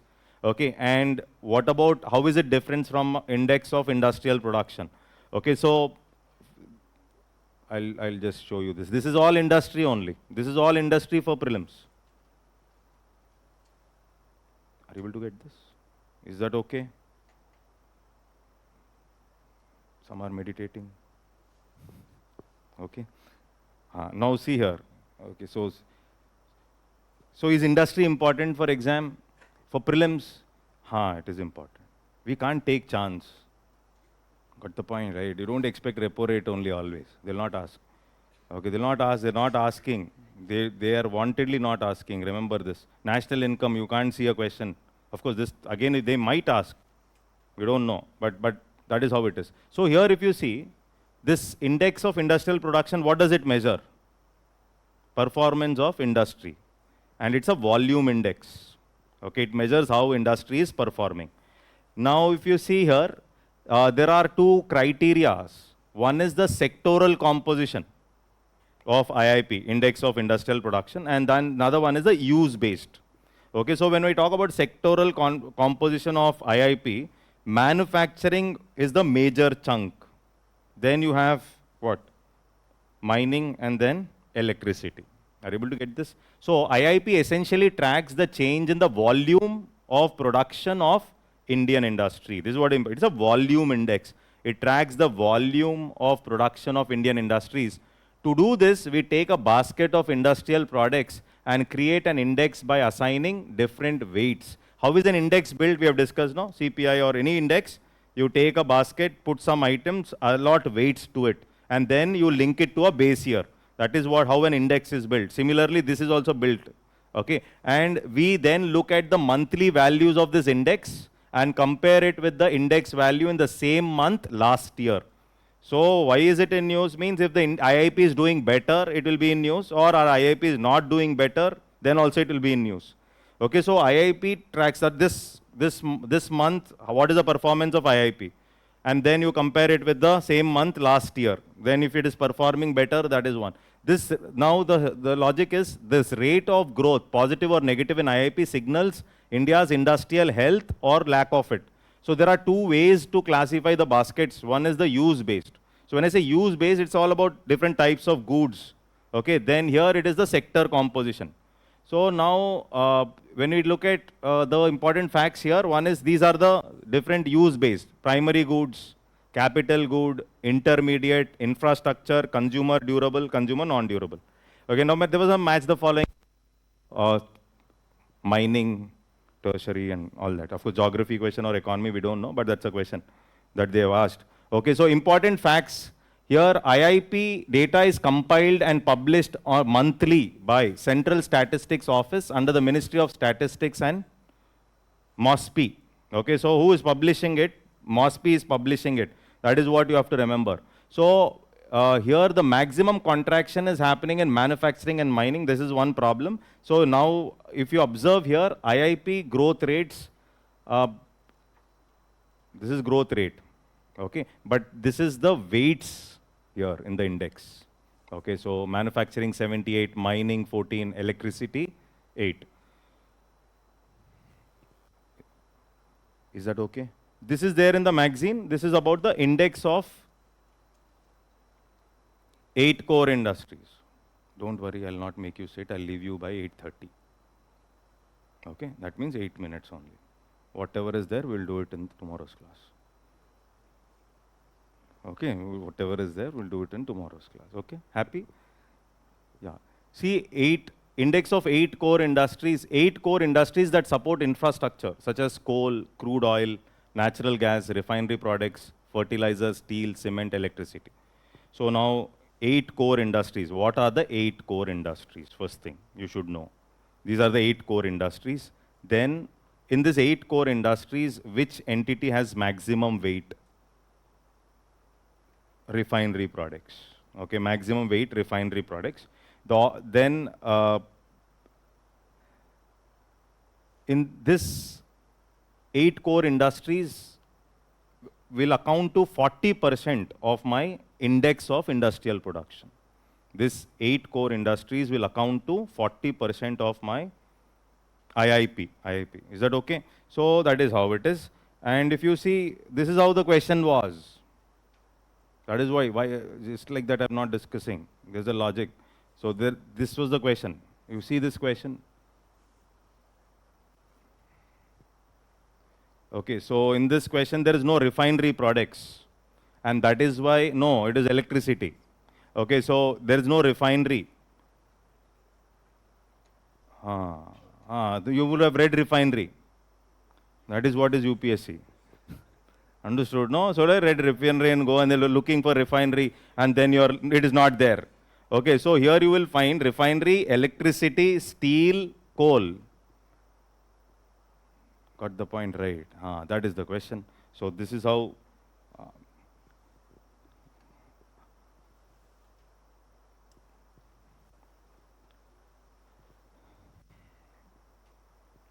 railway safety you can read later. National Bank for Financing Infrastructure and Development. Okay, NABFID, National Bank for Financing Infrastructure and Development. Okay, so what is this? Central government under Companies Act notified this entity as a public financial institution. Okay, that is why it is in news. NABFID is in news because the central government under Companies Act notified NABFID as a public financial institution. So what is a public financial institution? Only institutions established under the Central or State Act or whose at least 51% paid up capital is held by central or state government. 51% is held by central or state government that can be notified as public financial institution. We don't know, they may ask, just remember that. Okay, so National Bank for Financing Infrastructure and Development. Okay, established. NABFID was established as an infrastructure-focused development financial institution.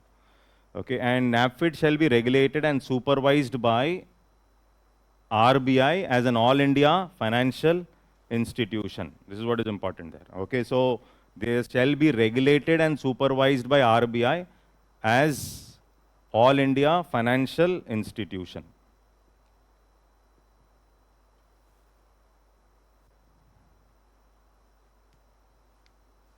Okay.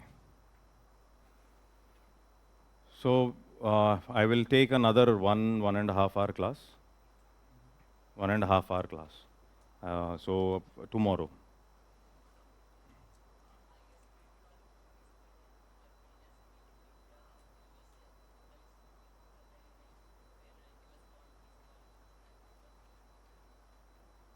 Bond. There was a question on. That is a question on bonds. That is what you are asking, no? Related with IR. Huh?